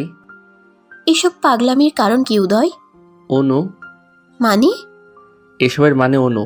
আমি অনুর জন্য এমন করেছি। কি লাভ এতে উদয়? যে ছেড়ে চলে গিয়েছে তার জন্য এসব পাগলামো করে? অনুকে আমি যতটা আঘাত দিয়েছি ততটা নিজে পেতেই নিজেকে ক্ষত করেছি। উদয়, যে তোমাকে ভালোবাসে তার দিকে ফিরেও তাকিয়ে দেখলে না, যে প্রতিটা মুহূর্তে তোমাকে চায়, যে তোমাকে ভীষণ ভালোবাসতে চায় উদয়, আমার দিকে তাকিয়ে দেখো না উদয়। এতদিন আমি বলতে পারিনি তোমাকে, ভেবেছি তুমি একদিন না একদিন ঠিকই আমাকে বুঝবে, কিন্তু না, তুমি আজও অনুকে নিয়েই পড়ে আছো। ভেবেছিলাম অনুকে ঘৃণা করো, হয়তো আমাকে মেনে নিবে, কিন্তু তোমার মনে বিন্দুমাত্র জায়গা আমার জন্য নেই। ইফা, আমার ঘৃণাতেও অনু, আমার অবহেলাতেও অনু, আমার ভালোবাসাতেও অনু, আমার ভালোবাসার প্রথম এবং শেষ শব্দ অনু। এসব কি বাজে কথা বলছো? তুমি আমাকে ভালোবাসো? প্লিজ, ভালো লাগছে না এগুলো শুনতে। অনু দরজায় দাঁড়িয়ে আছে। হঠাৎ ইফার চোখ পড়লো অনুর দিকে। ইফা উঠে এসে অনুকে বলে, তোমার এখানে কি চাই? উদয়ের পাশে এখন আর তোমাকে প্রয়োজন নেই, তুমি চলে গিয়েছিলে, এখন কি চাই তোমার? যাও এখন। তোমার সাথে বোঝাপড়াটা পরে সেরে নিব, এখন আমার স্বামী অসুস্থ, সো লিভ হেয়ার। ইফা অনুকে কিছুতেই ঢুকতে দিবে না। উদয় অনুর কণ্ঠ শুনে অনুর নাম ধরে ডাক দেয়। অনু ইফাকে একটা ঝটকা মেরে ফেলে দিলে বলে, তোমার সাথে অনেক বোঝাপড়া আছে আমার, ভেবো না আমি কিছুই জানি না। নিজে তেল ফেলে উদয়কে ফাঁসাতে চেয়েছিলে তুমি। বলেই অনু কেবিনের মাঝে প্রবেশ করে। অনু উদয়ের পাশে টুলে বসে উদয়ের হাত ধরে হু হু করে কেঁদে দিল। উদয় খুব খারাপভাবে ক্ষত বিক্ষত হয়েছে, অনেক রক্ত ঝরেছে। অনু কেঁদেই যাচ্ছে। এভাবে কাঁদছো কেন? আমার কিছুই হয়নি। তোমার শরীরে যতটা আঘাত আমি করেছি সে তুলনায় এটা কিছুই না। হসপিটালে উদয়ের হাত ধরে বসে আছে অনু। উদয়ের অ্যাক্সিডেন্টের কারণ জানতে চাইলে উদয় বলে সে অনুকে অনেক অত্যাচার করেছে, অনুকে আঘাত করেছে, ব্যথা দিয়েছে। সেটা উদয়কে মানসিক শান্তি দিচ্ছিল না। অনুকে দেওয়া আঘাত নিজে নিতেই উদয় অ্যাক্সিডেন্ট করেছে। উদয়ের মুখ থেকে এ কথা শুনে অনু আরও ভেঙে পড়েছে। অনুর চোখের পানিতে উদয়ের হাত ভিজে যাচ্ছে। দুজনের কারো মুখে কোনো কথা নেই। উদয় অনুকে বলে, আমার বেবি কেমন আছে? আমার বেবি কথাটা শুনেই অনুর মনে প্রলয় শুরু হয়। এই কথাটা শুনবে বলে অনু এত কষ্ট সহ্য করেছে। কাল রাতে একটা পেশেন্ট তার বডির একটা সমস্যা দেখাতে ভিডিও পাঠিয়েছিল। আমি গ্যালারিতে ভিডিও দেখতে গিয়ে হঠাৎ একটা ভিডিও চোখে পড়ল। আমার অজান্তে কখন এই ভিডিও হয়েছে আমি নিজেও জানি না। ভিডিওটা দেখে আমার মরে যেতে ইচ্ছা করছিল। অনু, আমি কখনোই কষ্ট নিয়ে বেঁচে থাকতে পারবো না। সে রাতে তোমার আমার মাঝের ঘটে যাওয়া ঘটনা আমি জানি না কিভাবে আমার ফোনে ভিডিও হয়ে গেছিল। অনু, আমি তখনই নিশ্চিত হয়েছি সব অপরাধ আমার। তোমার গর্ভে আমারই সন্তান বড় হচ্ছে। অনু, আমি খুব খারাপ। এই খারাপ আমিটার তোমার উপর কোনো অধিকার নেই। আমার সন্তান তো পেটে থেকেই জেনে গিয়েছে ওর বাবা কতটা খারাপ বাবা। ওর জন্মের আগে আমি মরে যেতে চাই। সারাটা জীবন তুমি আর আমার সন্তান আমাকে অপরাধীর চোখে দেখবে, এটা আমি মেনে নিতে পারবো না। অনুকে কথাগুলো বলার সময় উদয় খুব কাঁদছিল। উদয়ের কান্না দেখে অনু নিজেকে সামলাতে না পেরে অনুও কেঁদে ফেলে। অনু উদয়কে বলে, আমি তো শারীরিক আঘাত পেয়েছি, আর তুমি যে মানসিক আঘাত পেয়েছো। শরীরের আঘাত সহ্য করা যায়, কিন্তু মনের আঘাত সহ্য করা যায় না। উদয়, আই এম সরি উদয়, সব কিছুর জন্য আমি দায়ী। সম্পর্কে কখনো তৃতীয় পক্ষকে পার্সোনাল কথা বলতে নেই। উদয়, তিহান আমার সরলতার সুযোগ নিয়ে এত কিছু করেছে, তোমাকে কষ্ট দিয়েছে। আমি কখনো ভাবতে পারিনি যে তিহান এতটা শত্রুতা করবে আমাদের সাথে। আমি জানতাম না তিহান তোমাকে খারাপ ভিডিও এডিট করে দিত। উদয়, আমার খুব কষ্ট হচ্ছে এটা ভেবে, এতদিন তুমি মানসিকভাবে কতটা যন্ত্রণা সহ্য করেছো। মনের যন্ত্রণা সহ্য করা যায় না, এটা খুব কষ্টের ব্যাপার। আমি আমার রাগ, অভিমান, কষ্ট সব ভুলে গিয়েছি। বিচ্ছেদের পরেও যে ভালোবাসা ফিরে আসে সেটা হলো শুদ্ধতম ভালোবাসা। রাগ অভিমান আছে বলেই হয়তো ভালোবাসার গভীরতা বোঝা যায়। সত্যিকারের ভালোবাসা একদিন না একদিন ঠিকই সব ভুল বোঝাবুঝি মিটিয়ে পরস্পরের কাছে আসে। উদয় আর অনুর মাঝের সব ভুল বোঝাবুঝির অবসান হলো অবশেষে। অনু উদয়ের কাছে জানতে চাইলো সেদিন এমন কি হয়েছিল যার জন্য উদয় এতটা ভুল বুঝেছিল। উদয় তখন অনুকে সেই কাল রাত্রির বর্ণনা দিল। তিহান সেদিন আমাকে বলেছিল তুমি তিহানকে ভালোবাসো আর তিহানের সাথে দেখা করবা। তিহান আমাকে ফোন দিয়ে নিয়ে গেছিল সেদিন। আমি তোমার মুখে অনেক হাসি দেখেছিলাম। তোমাকে তিহানের সাথে দেখে মেনে নিতে পারিনি। তিহান সাথে সাথে আমাকে ভিডিও পাঠিয়ে দিয়েছিল যেটা এডিট করা ছিল, আমি বুঝতে পারিনি। তাছাড়া তোমার লেখা স্পষ্ট হাতের লেখার চিঠি দেখে আমি বিশ্বাস করতে বাধ্য হয়েছিলাম।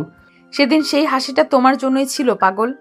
আমি তিহানকে বলেছিলাম তিহান যেন তোমাকে জানিয়ে দেয় তোমার অনু তোমাকে ভালোবাসে। দুজনের চূড়ান্ত ভুল বুঝাবুঝির শেষে উদয় সুস্থ হলে বাড়িতে ফিরল দুজন।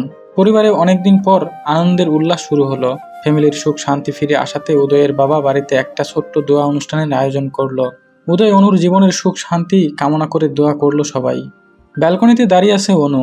উদয় অনুর হাত ধরে বলে, অনু বেস্ট বাবা আর বেস্ট হাজবেন্ড হয়ে দেখাবো, দেখে নিও।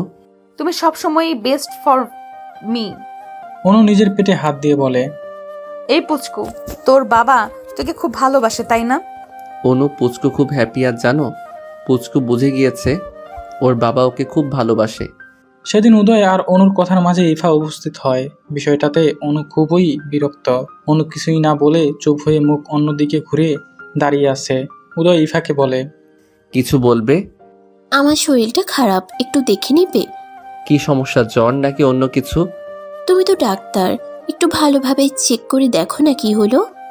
সিরিয়াস কিছু হলে ভালো ডাক্তারের কাছে যাও, আমি তো আর সব কিছু বিশেষজ্ঞ না। তুমি একটু যাবে প্লিজ? কাল সকালে বাড়ি চলে যেও, তারপর নিজের ফ্যামিলির সাথে ডাক্তারের কাছে যেও। কিছু মনে করো না অনু, এখন অসুস্থ, আমরা এখন বাড়তি মানুষ চাইছি না আমাদের ফ্যামিলিতে।